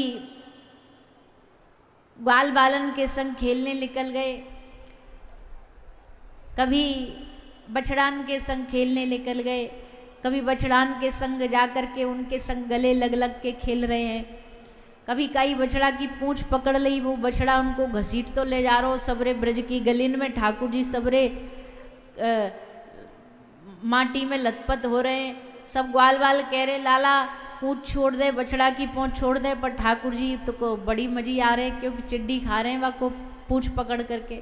सबरे गांव में फ्री में घूम करके आ गए। भगवान ने बड़ी सहजता में रह करके ब्रज में लीलाएं करी है, क्योंकि भगवान जितने सहज होते हैं ना उतने प्रिय होते हैं। जहां सहजता नहीं होती बट डर ही डर होता है, वहां प्रेम नहीं होता, ये नियम है। भय और प्रेम एक साथ नहीं हो सकते। कई लोग होते हैं ना, वो कहते भैया ने डरा के रखना चाहिए, डरा के रखना चाहिए, तो उस डर में फिर प्रेम नहीं होगा। जहां व्यक्ति को पता हो कि वो अपने मन की सब बात व्यक्त कर सकता है, सब बात बता सकता है, खुल करके बोल सकता है, वहां प्रेम होता है। तो ठाकुर जी ने सोचा कि हमारे भगवान नाम का दुनिया में हवा बना हुआ है, भगवान नाम से सबरी दुनिया डरती है। अरे भगवान ना ना ना भैया दूर रहो। भगवान ने कहा अब हम एक अवतार लेकर के इस सोच को ही खत्म कर देते हैं कि नहीं भैया, हम भगवान भले हों पर हम भी अगर कोई हमें प्यार देगा ना तो हम सब नियमों को हटा देंगे। हमारे लिए नियम जरूरी नहीं, हमारे लिए प्रेम जरूरी। तो भगवान ने ये दिखाया कृष्ण अवतार में, कृष्ण लीला में भगवान ने ये बात को सिद्ध किया है। सब नियम तोड़ डाले, कोई नियम नहीं छोड़ा भगवान ने, सब नियम तोड़े। खान का पान का जूठा खा लिया, माखन में ही रह गए, माखन खा करके ग्वाल वालों के संग खेल लिए, कभी उनको अपने कंधा पे बिठा लिया, अपनी पीठ पे बिठा लिया। ये कहाँ नियम कहता है कि भगवान ऐसा कर सकता है? पर भगवान ने सब नियमों को हटा करके सहजतावश इस ब्रज में लीला कर रहे हैं। ऐसी एक लीला भगवान ने करी। भगवान ने देखा कि अभी हमारे जन्म लेने से ब्रज की महिमा तो खूब बढ़ी गई है, पर अब इस महिमा को थोड़ा और बढ़ाना है। और वो कब बढ़ेगी? जब हमको लोग इस ब्रज का सम्मान करते हुए देखेंगे, तब इस ब्रज की महिमा बढ़ेगी। तो भगवान ने सोचा कैसे सम्मान करे। प्रभु गए जमुना जी के तट पर, सब ग्वालन के संग खेल खेल रहे थे। खेल खेलते खेलते ग्वाल बालन ने देखी कि ठाकुर जी ने जमुना के घाट पे ते नेक्सी माटी लई और माटी लेके वाको मुंह में डाल के खा गए। अब तो भैया सखान को तो मौको मिल गया और ठाकुर जी की शिकायत करने को मैया ढोरे, क्योंकि ये तो रोज शिकायत करते थे। बलराम जी की शिकायत करते, मैया दाऊ बहुत खिजायो, ग्वाल वालन की शिकायत करते थे। आज चांस मिला ग्वाल वालों को शिकायत करने का। सो सबरे आगे टोल बना करके, अरे ओ यशोदा मैया, तू समझे तेरो छोरा बड़ो सूधो है, बड़ो सांचो है, पर अब यहाँ में बड़ी बुरी बुरी आदत आ रही है। मैया आज तो याने गजब ही कर दियो। बोले का भयो? तो मैया याने माटी खा ली, अब या के पेट में कीड़ा पड़ेंगे और मैया फिर रोवेगो, और या ते तुमको और हमको ही कष्ट होगो, या हमारे मैया या में डांट लगाओ और या की आदत को छुड़ाओ। और मैया हम तो या मारे कह रहे हैं, क्योंकि हम भी याते प्यार करें, और आज तो माटी खाई है, कल को मैया कछु और खावे लग गए तो मैया अभी रोक लोगी तो बढ़िया है।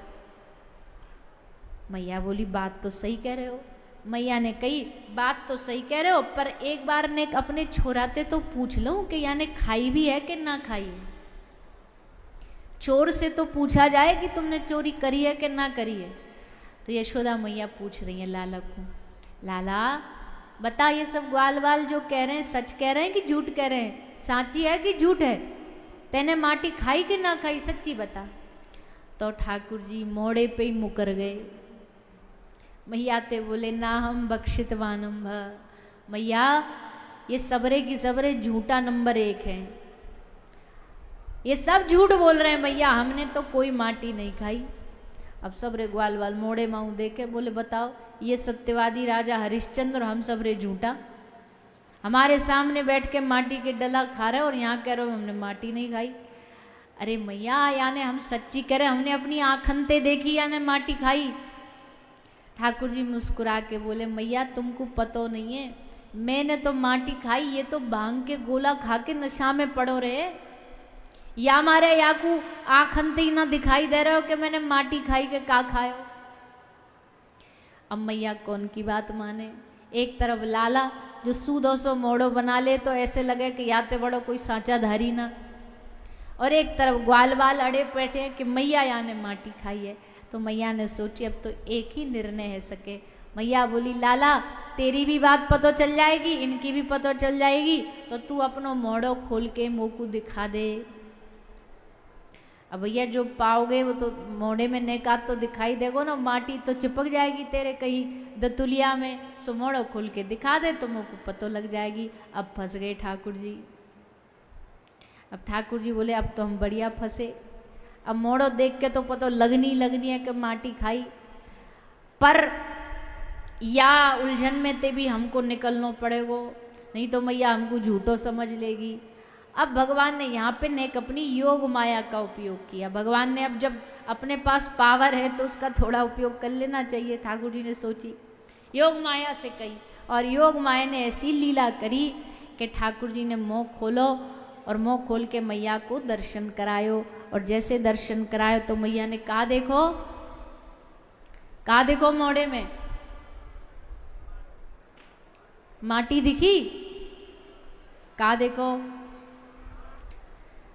मैया ने देखी, अरे राम राम राम राम राम, यार छोरा के मोड़े में कैसी अला बला घूम रही है, ब्रह्मांड घूम रहे हो, ग्रह घूम रहे हैं, धरती घूम रही है, सबरे देवता स्तुति कर रहे हैं ठाड़े ठाड़े, या कि हाथ जोड़े इंद्र ठाड़ो है, ब्रह्मा जी ठाड़े हैं। देख करके मैया की तो एकदम चक्कर खा गई मती, मूर्छित हो गई यशोदा मैया लाला के इस मुख में ब्रह्मांड का दर्शन करके।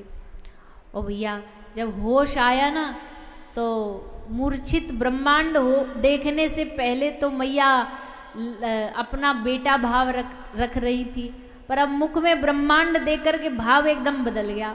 अब मैया ने सोची अरे राम राम राम, मेरे घर तो कोई देवता पधारो है, कोई बड़ो भगवान पधारो है, जाके मोड़े में ब्रह्मांड घूम रहे हो है, या को मतलब है मोते तो भूल हो गई, मोते तो कोई गलती हो गई, और मैंने तो कितनी बार या को कान पकड़ो है, कितनी बार या को डांट लगाई है, कितनी बार डंडी दिखाई है या को डराने के तई, मोकू तो बड़ो पाप लगेगो। सो मैया हाथ जोड़ के माफी मांगने बैठ गई ठाकुर जी से, मैया क्षमा मांगने बैठ गई।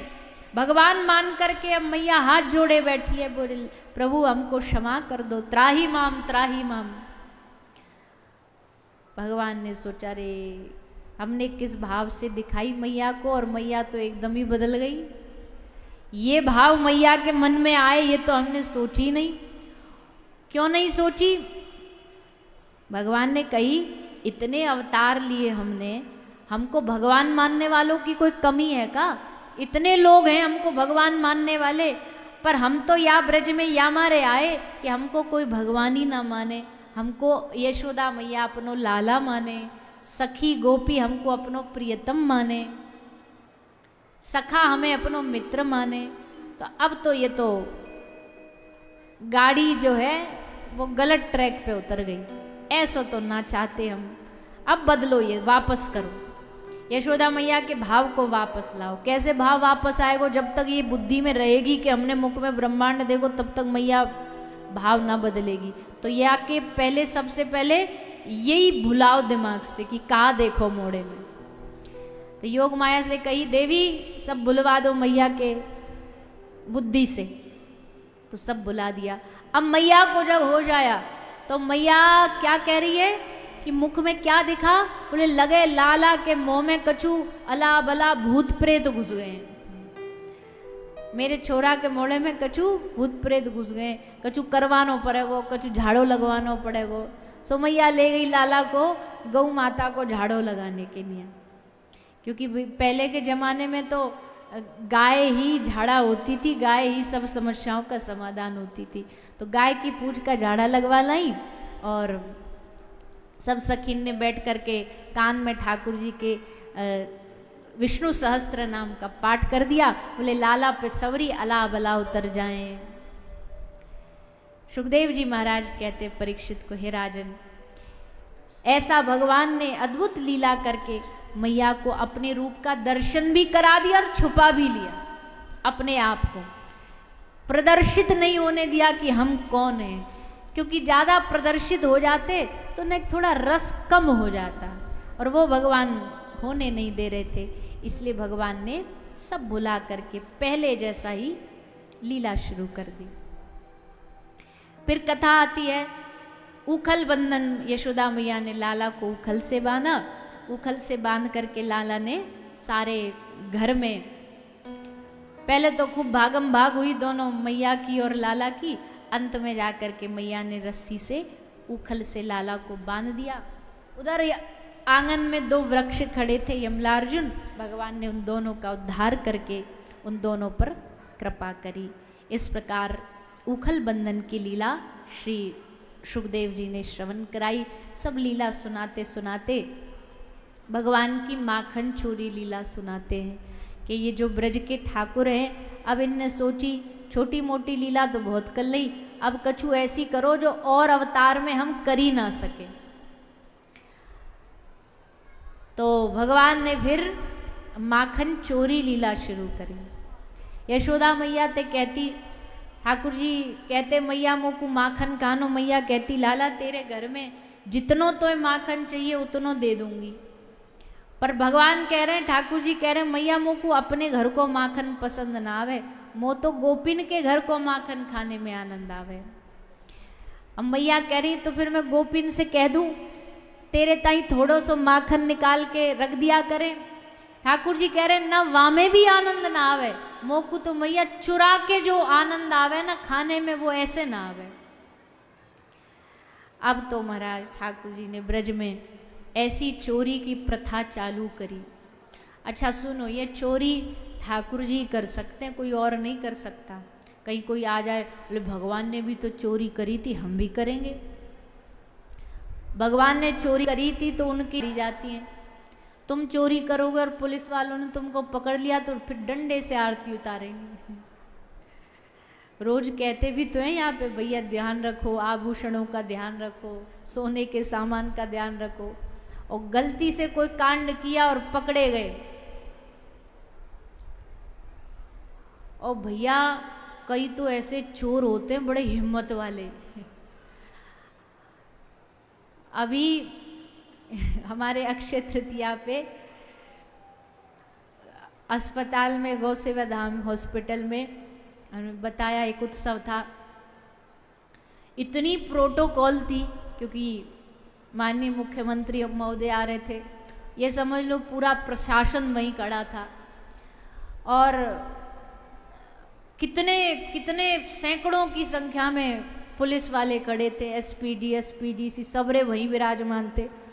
और उस भरी इतनी भीड़ में हमारा एक भैया है, बड़ा सूधा सांचा सा, अभी वो आया नहीं यहाँ पे, पर वो कोई दान दक्षिणा दे के जाता गौ माता के लिए, तो कोई दे के गया होगा कुछ पैसा उसको, उसने ऐसी जेब में पीछे रख लिए। और भैया पूरी भरी सभा में जहाँ मुख्यमंत्री महोदय पधार रहे हैं और सारी प्रशासन खड़ी है, वहाँ कोई भैया क्या मतलब कोई आया और पीछे से रुपया चुरा के ले गया, जेब काट के चला गया। अब तो वहाँ सीसीटीवी लगे, खैर फिर उसको देखा कि ये कांड हुआ कहाँ, तो पता चला भरी भीड़ में जब सब लोग भाग रहे हैं जी मुख्यमंत्री जी आ गए, मुख्यमंत्री जी आ गए, उस हल्ला गुल्ला में जेब में से पैसा लेके चुरा के चला गया। अब हिम्मत देखो आप। अब तो पकड़ लिया गया। हम जब यहाँ थे तभी खबर आई कि उसको 4-5 दिन बाद पकड़ लिया गया है। पर सोचो, हिम्मत सोचो उसकी। बोले अगर पकड़ लिया जाता तो चटनी बना देते, पर खौफ ही नहीं, डर ही नहीं, ऐसे ऐसे चोर होते। पर इसका मतलब ये नहीं कि बड़ा हिम्मत वाला, ही कोई हिम्मत नहीं है, ऐसे ऐसे काम करते हैं। तो अगर संसार वाले चोरी करेंगे तो फिर पुलिस पकड़ेगी, फिर दंड दिया जाएगा। और देखो चोरी का उद्देश्य क्या है। अब कोई रुपया चुराए, कोई कीमती चीज चुराए, अलग बात है। ठाकुर जी ने कभी किसी का पैसा चुराया? क्या चुरा रहे हैं? माखन। और माखन भी क्यों?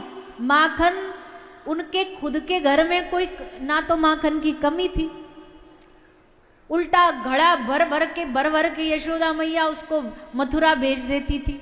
तो इतनी जिसके घर माखन की पूरा भंडारा लगा हो, उसको माखन चुराने की कोई आवश्यकता नहीं है, कोई जरूरत नहीं है। पर फिर भी वो क्यों जा रहे हैं गोपी घर? क्योंकि उनको पता है गोपी बुला रही है, गोपी बुलाती हैं कि हे लाला, हे कन्हैया, हमारे घर आओ, हमारे हाथ का माखन खाओ। मैया का तो रोज ही खाते हो, कभी हमारे हाथ का भी खा लो। सो ठाकुर जी उस उद्देश्य को लेकर के गोपी के घर जाते हैं। इसलिए कोई भगवान के ऊपर ये जो लांछन लगाते हैं, उंगली उठाते हैं, या भगवान की नकल करते हैं कि भगवान ने ऐसा किया, भगवान ने वैसा किया। देखो कृष्ण लीला बड़ी गंभीर लीला है, इसको समझना आसान नहीं है। ये तो हम लीला भाव से सुना देते हैं कि कृष्ण ने ये किया, कृष्ण ने वो किया, पर इसका मूल समझो।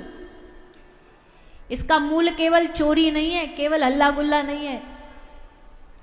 इसका मूल है सबको आनंद देना, इसका मूल है सबको रस देना। इसलिए भगवान ये लीला कर रहे हैं, अन्यथा भगवान को चोरी की क्या आवश्यकता है, क्या जरूरत है। तो ऐसी चोरी लीला भगवान ब्रज में करते हैं।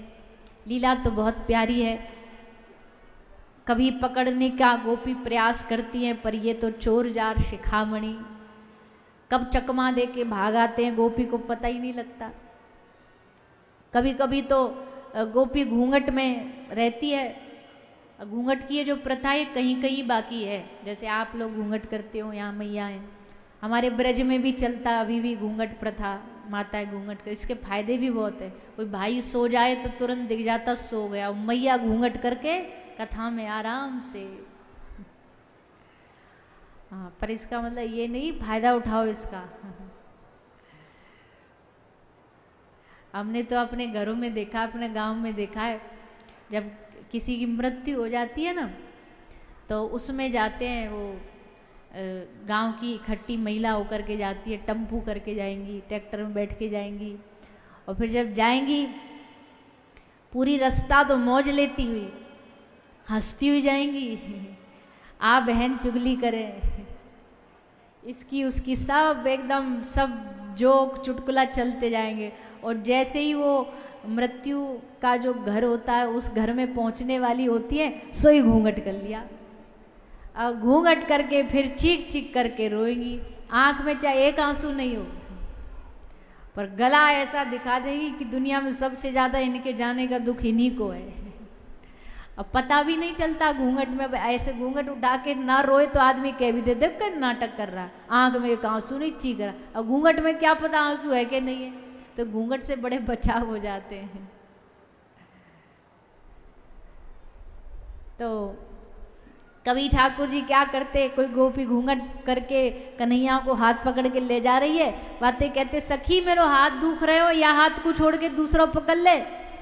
सो वो जैसे हाथ को छोड़ती तो खुद तो माते भाग जाते, वाके कई देवर को हाथ आकर के या कई दूसरे सखा को हाथ आके पकड़ा देते वाक, और बोले चल गोपी अब चल। और गोपी दूसरे सखा को हाथ पकड़ के घमंड में जा रही है मैया घर के, मैया मैंने लाला पकड़ लियो, लाला पकड़ लियो। जैसे लाला पकड़ लियो, घूंघट उठा के देखती तो अरे राम राम राम राम। मैया बोली कहाँ है लाला? लाला मैया के पीछे खड़े खड़े अंगूठा दिखा रहे, वो और पकड़ ले मोर, मैं ना काई के पकड़ में आने वाला हूँ। ऐसी लीला ठाकुर जी करते हैं। ऐसे अद्भुत आनंद का क्या वर्णन करें। फिर श्री सुखदेव जी महाराज कहते हैं कि 5 वर्ष बाद भगवान ने कहा बहुत समय हो गया, अब हमको दैत्यों का आतंक से बचना है, तो हमको ये भूमि छोड़ के कहीं और जाना चाहिए। बोले कहाँ जाओगे भूमि छोड़ करके? बोले एक बड़ा सुंदर स्थान है, उस स्थान का नाम है श्री वृंदावन धाम। वनम वृंदावनम नामम पशव्यम नवकाननम गोप गोपी गवाम मध्यम पुण्याद्रि तृणवीरुदम। पुष्पलताओं से सुसज्जित, वृक्षों से सुसज्जित एक सुंदर वन है, जिस वन का नाम है श्री वृंदावन। इस संसार में तुमको कहीं भी ठाकुर जी मिले ना मिले पता नहीं, गारंटी नहीं है, पर वृंदावन में भगवान पूरे दावे के साथ कहते कभी भी आ जाओ, 12 महीना में कभी भी मेरे इस धाम में आ जाओ, मैं हर पल 24 घंटे यहां पर उपस्थित रहता हूं। वृंदावन में हर क्षण ठाकुर जी उपस्थित रहते हैं, इसलिए तो सारी दुनिया बावरी है वृंदावन जाने के लिए। पता है, खबरों में सुन रहे हैं भैया लाखों की संख्या है, भीड़ है, दब रहे हैं, कुचल रहे हैं, जगह नहीं, व्यवस्था नहीं, पर फिर भी जाते हैं। क्यों? क्योंकि पता है वास्तविकता में इस स्थान पर साक्षात ठाकुर जी विराजमान रहते हैं। इसलिए भैया हम तो कहेंगे वृंदावन खूब जाया करो, पर भाव अच्छा लेकर के जाया करो। भाव हृदय में भगवत मिलन का भाव लेकर के जाया करो। भगवत मिलन का भाव लेके जाओगे तभी आपको वहां पर वृंदावन में ठाकुर जी का दर्शन होगा। नहीं तो आजकल तो चकाचौंध इतनी है ना कि तीर्थों में भी आकर्षण के केंद्र बहुत हैं। तीर्थों में भी ऐसा आकर्षण है कि वहां भगवान को भूल जाओगे और उसी आकर्षण में लगे रह जाओगे, किसी दूसरे ही काम में लगे रह जाओगे। पर तीर्थ का मतलब है, धाम जाने का मतलब है, वहां का मुख्य जो आकर्षण है वो भगवत दर्शन है। उस दर्शन को करने जाना चाहिए। इसलिए वृंदावन की भूमि बड़ी पवित्र है, बड़ी शुद्ध है, बड़ी आनंददायी है। उस वृंदावन की भूमि पर ठाकुर जी जाकर के अपने सखाओं के साथ निवास करते हैं। पूरा ब्रज वहीं जाकर के बस गया।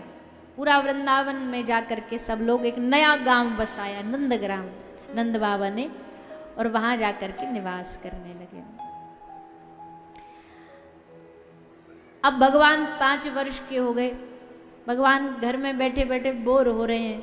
भगवान ने कहा मैया अब हमारा कुछ मन कर रहा है। मैया बोली कहाँ मन कर रहे हो? बोले मैया मेरो मन कर रहे हो, अब हमारे बाबा बूढ़े है गए, अब बाबा को ने आराम दिला दूं और घर को काम धंधो बिजनेस जो है अब मैं संभालन लग जाऊं। मैया बोली तू 5 साल को नहनों से छोरा है, तू का धंधो संभालेगो? बोले मैया देखो हम है ग्वारिया, हमारा धंधो गैया चरावो, और गैया चराने में कौन सो कोई PhD लगे। मैया मैं तो अभी तई यही उम्र ते गैया चरानो गैया संभालनो चालू करूंगा। मैया बोली लाला अभी तू छोटो है, इतनी छोटी उम्र में कैसे गैया चरावेगो? ठाकुर जी कह रहे मैया तुमको ना पतो ये गैया मोते कितनो प्रेम करें, तुमको ना पतो 9 लाख गैयान को सबको नाम हो उंगली पे रटो भयो है, और ये सब भी मोते इतनो प्यार करें, मैं भी इनते इतनो प्यार करूं, तो यहाँ में उम्र की क्या जरूरत है? मैया बोली चल प्यार तो अलग बात है, पर ये उम्र पढ़वे की है कि गैया चरावे की है? अभी पढ़ लेगो तो कछु बन जाएगो। मैया लाला बोले देखो मैया हमें ग्वारिया के छोरा, हम भी ग्वारिया ही बनेंगे, हमको कोई DSP और SP ना बनो, हम गैया ही चराएंगे, हमारा धंधो यही है कि हमको गैया चरानी, हम गैया ही चराने जाएंगे। सो मैया अब देर काय को करनी, जब यही काम संभालनो तो हम तो आज से ही गैया चराएंगे। और ठाकुर जी ने गैया चराना शुरू किया। कब शुरू किया? उस दिन को बड़े धूमधाम से मनाया जाता है। वो दिन है गोपाष्टमी का दिन। उत्सव इसलिए गोपाष्टमी का मनाया जाता है, बोले हमारे लाल जी ने, हमारे कन्हैया ने आज कमान संभाल ली गैया चराने की। उस दिन से गैया चराई ठाकुर जी ने। तो गोपाष्टमी का दिन, पवित्र दिन, उस दिन से ठाकुर जी गाय चराना शुरू करते हैं। वृंदावन में जाते हैं सखान संग, सखान को लेके जाते हैं और जा कर के सब गैया इधर उधर चारा खाती है और ठाकुर जी बैठ करके सखाओं के संग आनंद लेते हैं, भोजन उत्सव करते हैं। सूरदास जी लिखते हैं, ग्वालन करते कौर छुड़ावत, सबके संग बैठ गए, सबके हाथन से कौर छुड़ा रहे हैं, खा रहे हैं, खिला रहे हैं, रसगुल्ला खा रहे हैं, अपनों मुंह को निकलो काई को पवा रहे हैं। ऐसो आनंद ठाकुर जी दे रहे हैं ब्रजमंडल में। एक दिन ये लीला चल रही थी भोजन उत्सव की, ये लीला देख ली ब्रह्मा जी। ब्रह्मा जी के पेट में हो गया दर्द। दर्द मतलब ब्रह्मा जी को ये बात पची नहीं, भगवान की ये लीला ब्रह्मा जी को जची नहीं। अरे भैया, भगवान इतना बड़ा भगवान होकर के ऐसी लीला कर रहा है जो कोई साधारण इंसान भी ना करे। कहीं ऐसा तो नहीं हमको कोई गड़बड़ हो गई इसको भगवान मानने में, कहीं ये भगवान हो ही ना। ऐसा भी तो हो सकता है कि भैया कोई बहरूपिया हो और इसको हम भगवान माने बैठे। ब्रह्मा जी के दिमाग में ये बात आ गई। और ये बात कैसे आई? ये बात तब आई, ब्रह्मा जी को अपने ब्रह्मपने का अभिमान था। ब्रह्मा जी को लगा हम सृष्टि के रचयिता हैं, हमने सृष्टि की रचना करी है, तो अब देखते हैं भला कैसे ये ब्रह्मा जी कैसे ये बहरूपिया हमारे बिना क्या करता है। तो भगवान सब ग्वाल बालों, जो भगवान के जो सखा हैं, बछड़े ग्वाल बाल, उनको लेके ब्रह्मा जी अपने लोग ब्रह्मलोक चले गए, उनका हरण कर लिया। ब्रह्मा जी ने सोचा अब पता लगेगी इस बहरूपिया की, पर ठाकुर जी हंसते हैं। भगवान कहते, ब्रह्मा जी भूल गए हमारी नाभि से प्रकट भये हो आप, नाभि से कमल, कमल पे बैठे आप मुस्कुरा रहे थे। सृष्टि बनाना हमारे लिए कोई मुश्किल काम है? जब हम ब्रह्मा बना सकते हैं तो हम सृष्टि का भी निर्माण कर सकते। लो दिखाते हैं आज आपको अपनी सृष्टि। तो भगवान ने एक नई सृष्टि का निर्माण किया। आज तक ऐसी सृष्टि न हुई न होगी। क्यों? बोले सब जीवों में तो भगवान का थोड़ा थोड़ा सा अंश होता है आत्मा रूप में, पर आज पहली बार भगवान ने ऐसी सृष्टि बनाई जिसमें अंश नहीं, खुद भगवान ही पूरा की पूरा रूप बना करके सखा बने। साक्षात कृष्ण ही मनसुखा बने, साक्षात कृष्ण ही मधुमंगल बने, साक्षात कृष्ण ही बछड़ा बने हैं। अंशी नहीं है आज ये जीव, आज साक्षात भगवान ही जीव बने हैं। ऐसी नई सृष्टि, ऐसी विचित्र सृष्टि का भगवान ने आज निर्माण कर दिया। ब्रह्मा जी तो अपने लोक में बड़ी शांति से रह रहे थे। उनको लगा कि एक आध महीना, एक आध साल इसको ऐसे ही दुखी रहने दो, फिर हम आएंगे, फिर बछड़ों को वापस लौटाएंगे। एक दिन ब्रह्मा जी ने मन बनाया, चलो देख के तो आए क्या हाल चाल है उस बहरूपिया के, कैसे कर रहा है, क्या कर रहा है। तो आए ब्रह्मा जी, पर ब्रह्मा जी ने क्या देखा, भैया यहाँ तो रस बरस रहा है, कोई कमी नहीं। गैया, बछड़ा, ग्वाल बाल, सखा, किसी की कोई कमी नहीं, यहाँ तो सब आनंद ले रहे हैं। तो जैसे ये आनंद देखा तो श्री ब्रह्मा जी इतने में ही समझ गए, ये काम किसी साधारण बालक का तो हो नहीं सकता, ये काम किसी साधारण बालक का नहीं है, ये काम भगवान के अलावा कोई नहीं कर सकता। और ये आज हमने कितना बड़ा अपराध कर दिया। अरे कोई छोटे मोटे किसी देव का अपराध होता है, किसी भक्त वैष्णव का अपराध होता है, ये तो आज हमने साक्षात भगवान का अपराध किया है। इससे बड़ा कष्टदायक और क्या हो सकता है। तो श्री ब्रह्मा जी डरे से, सहमे से भगवान से क्षमा मांगने आए, पर जानते हैं कि भक्त वत्सल हैं, जरा सा प्रार्थना करने पर मान भी जाएंगे, इसलिए श्री ब्रह्मा जी आए हैं भगवान से क्षमा मांगने के लिए। आकर के भगवान की स्तुति करी है, भगवान के स्वरूप का गुणगान किया, जिससे भगवान सुनकर के राजी हो जाए। भगवान ब्रह्मा जी की स्तुति सुनकर के उनको क्षमा करके उन पर कृपा करते हैं। ग्वाल बालों को लौटा दिया, पर ग्वाल बालों को जो एक साल ब्रह्मा जी के कैद में रहे वो कुछ याद नहीं, सब भुला दिया भगवान ने, सब भूल गए। तो इस प्रकार ब्रह्मा जी के मान का नाश किया, अघासुर, बकासुर, इनका उद्धार किया। अब हमने कथा के आरंभ में कहा था कि भगवान की ब्रज में सबसे बड़ी पहचान क्या है? सबसे पहले दर्शन किसने किया? किसने किया? यमुना मैया ने। तो यमुना जी तो ब्रज को जोड़ने की धारा है, पर उस यमुना जी में एक नाग आके रहने लगा, कालिया नाग, और उस नाग ने पूरे यमुना जी के जल को विषैला बना दिया। अब कोई जाना भी चाहे यमुना जी में स्नान करने तो जा नहीं पाते थे, जलपान नहीं कर पाते थे, आचमन नहीं कर पाते थे। अरे और तो और उस यमुना के ऊपर से कोई पक्षी भी उड़ करके चला जाए तो उस कालिया के विष के कारण मृत्यु हो जाती थी। भगवान ने कहा ना, ऐसा तो नहीं होना चाहिए, हमारी यमुना जी तो आनंद देने के लिए है। अब जब स्नान ही ना कर पाए, गैया जल ही ना पान कर पाए तो ऐसे क्या लाभ? तो इस कालिया को भगाना पड़ेगा यहाँ से। अब ऐसे कैसे भगाएं? कुछ तो लीला बनानी पड़ेगी। तो भगवान ने लीला बनाई। लीला क्या बनाई? आज भगवान अपने ग्वाल बालों के संग यमुना जी पे ही खेलने गए। सब कह रहे नाना लाला वहां बहुत बड़ो नाग रे, वहां नहीं जाएंगे हम। ठाकुर जी बोले हम तो वहीं जाएंगे, आज कौन कौन चलेगा हमारे संग? तो सब राजी हो गए, हम चलेंगे हम चलेंगे। सबको लेके आए ठाकुर जी। रोज गिल्ली डंडा खेलते, कभी छुपम छुपाई खेलते। ठाकुर जी बोले आज हम कछु नयो गेम खेलेंगे। का खेलो? बोले आज हम क्रिकेट खेलेंगे, आज हम गेंद और बल्लाते खेलेंगे। ला रे श्रीदामा अपनी गेंद लेके अपने घर ते। तो श्रीदामा भगो भगो गेंद ले आयो, बड़े खुश है के। ठाकुर जी ने पकड़ो बल्ला, बोले हम बैटिंग करेंगे, तुम सब रे फील्डिंग करो। तो सबको ठाड़ो कर दियो। ठाकुर जी ने बल्ला थामो, श्रीदामा ने गेंद फेंकी, और जैसे गेंद फेंकी ठाकुर जी तो भैया बड़े भारी क्रिकेटर हैं, डायरेक्ट सिक्सर मारो। ऐसो सिक्सर मारो कि सीधी गई जमुना जी में गेंद।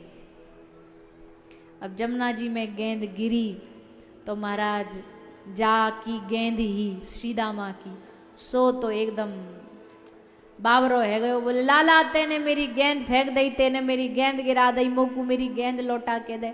ठाकुर जी बोले तेरी मती तो ठीक है, तेरी गेंद कहाँ ते लाऊंगो जमुना जी में? तेरी एक नेक्सी गेंद के लिए तू चावे मैं जमुना जी में कूदूं? अब खुद ही बुलवाना चाह रहे हैं उससे, तू चावे मैं जमुना जी में कूदूं? श्रीदामा बोला हाँ कूद जा। ठाकुर जी बोले पक्को कूद जाऊं? तू जाने में अपने वचन को बड़ो पक्को हूं। बोले हाँ कूद जा। ठाकुर जी बोले ले, तो चढ़ गए कदम पे। सब रे ग्वालन ने श्रीदामा को सर पकड़ के बाकी खोपड़ी पकड़ी। अरे बाबरे तेरा दिमाग सही है? गेंद तो हजारों आ जाएंगी, कन्हैया चलो गए तो आवेगो कौन के संग खेलेगो बता? तब श्रीदामा को लगी अरे हाँ, अरे अब हाथ जोड़ रहे हो, लाला नीचे आ जा, मैं तो मजाक कर रहे हो। अरे गेंद की क्या जरूरत है, छोड़ दे गेंद को, जान दे गेंद को। ठाकुर जी बोले अब तो हमने ठान ली सो ठान ली, अब चाहे तू कितनों भी हाथ पांव जोड़ ले, अब तो हम गेंद लेके ही आएंगे।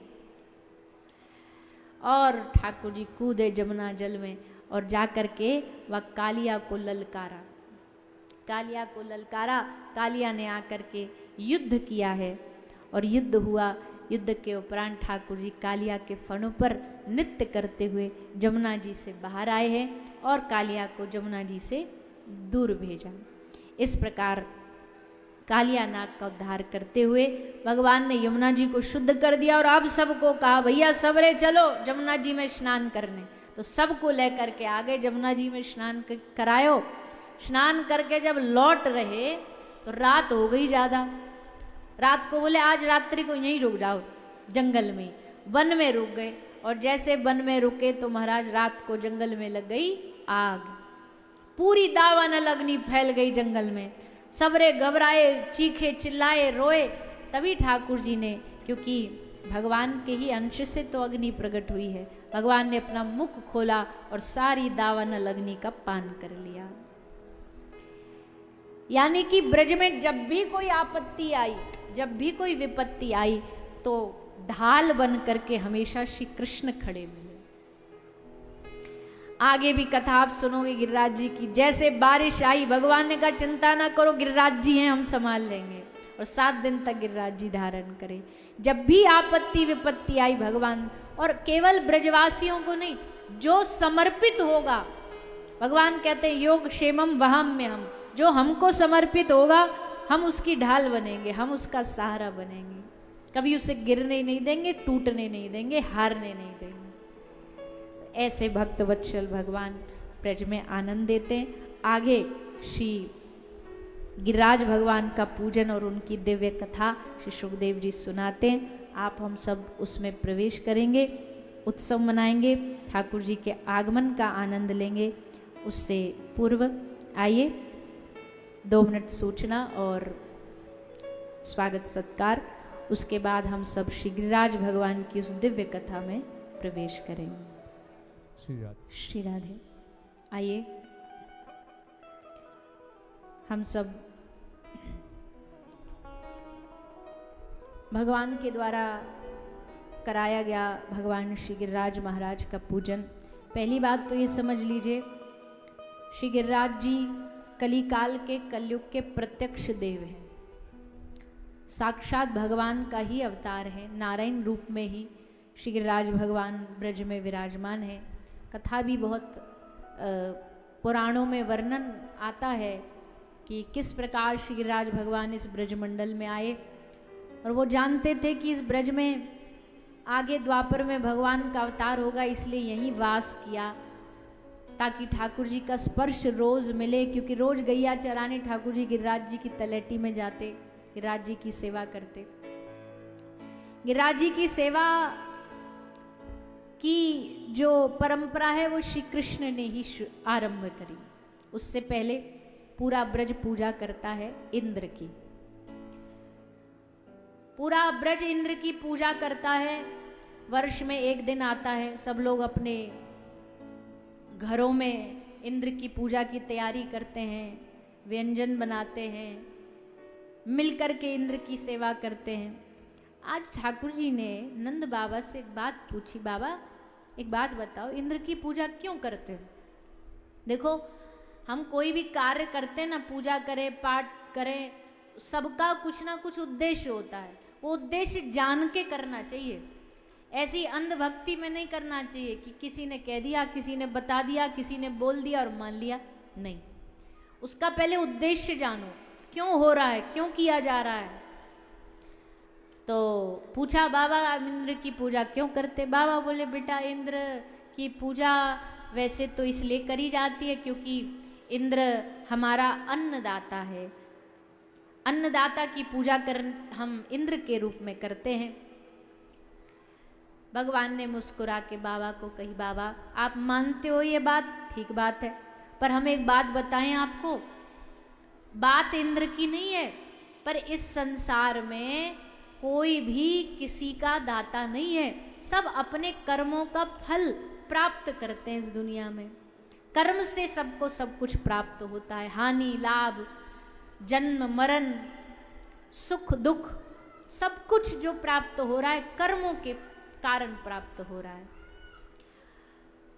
भगवान ने कहा बहुत समय हो गया, वैसे भी पूजा कराते कराते इस इंद्र के मन में बड़ा घमंड आ गया, तो उन्हें थोड़ा इसको भी नीचे लाया जाए। तो भगवान कहते हैं बाबा हमारी बात मान जाओ, इस बार इंद्र की पूजा को रोक करके किसी और की पूजा करनी चाहिए। बोले किसकी करें? ले बाबा इस ब्रज की पहचान जिस पे वृक्ष वनस्पतियां लगी हुई हैं, गैया चारा खाती है, ऐसे हैं श्री गिरिराज भगवान। तो श्री गिरिराज भगवान की पूजा होनी चाहिए हमारी मानो तो। बाबा ने कही भैया देखो हम अकेले तो नहीं हैं, अब ब्रज में इतने सारे बड़े बुजुर्ग हैं, सबसे एक बार पूछनी तो पड़ेगी। तो एक मीटिंग बिठाई गई, सबसे पूछी गई। बोले भैया लाला कह रहे हो गिरिराज जी की पूजा करने का प्रस्ताव रखा है, बताओ कौन कौन राजी है?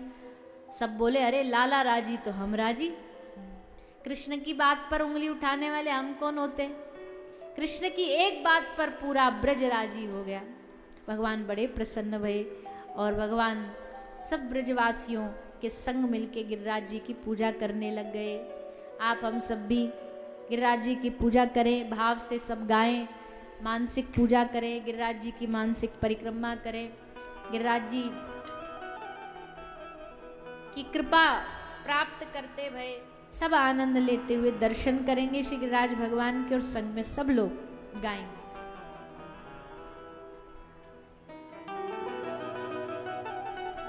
हो तेरे सब संकट मिट जाए, मिट जाए तू पूजा कर गोवर्धन की। तेरे सब संकट मिट जाए, हो मिट जाए तू पूजा कर गोवर्धन की। भाव से सभी लोग तालियों की सेवा करते हैं।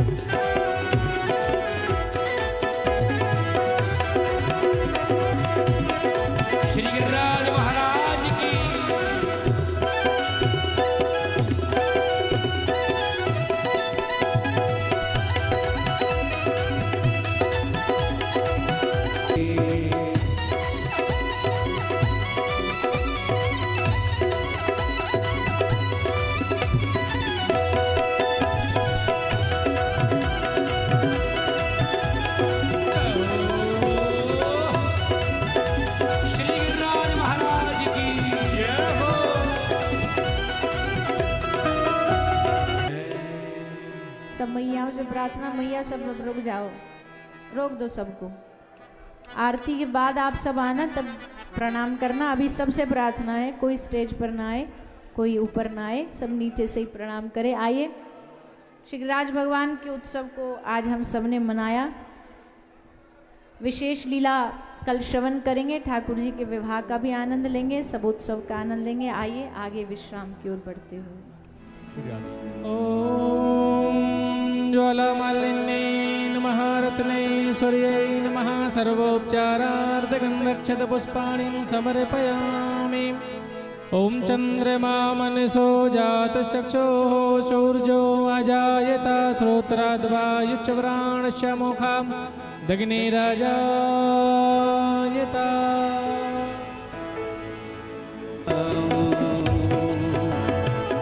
मोर मुकुट तेरे शीश पे सोवे, प्यारे मुरलिया मेरो मन मोहे। मोर मुकुट तेरे शीश पे सोवे, प्यारे मुरलिया मेरो मन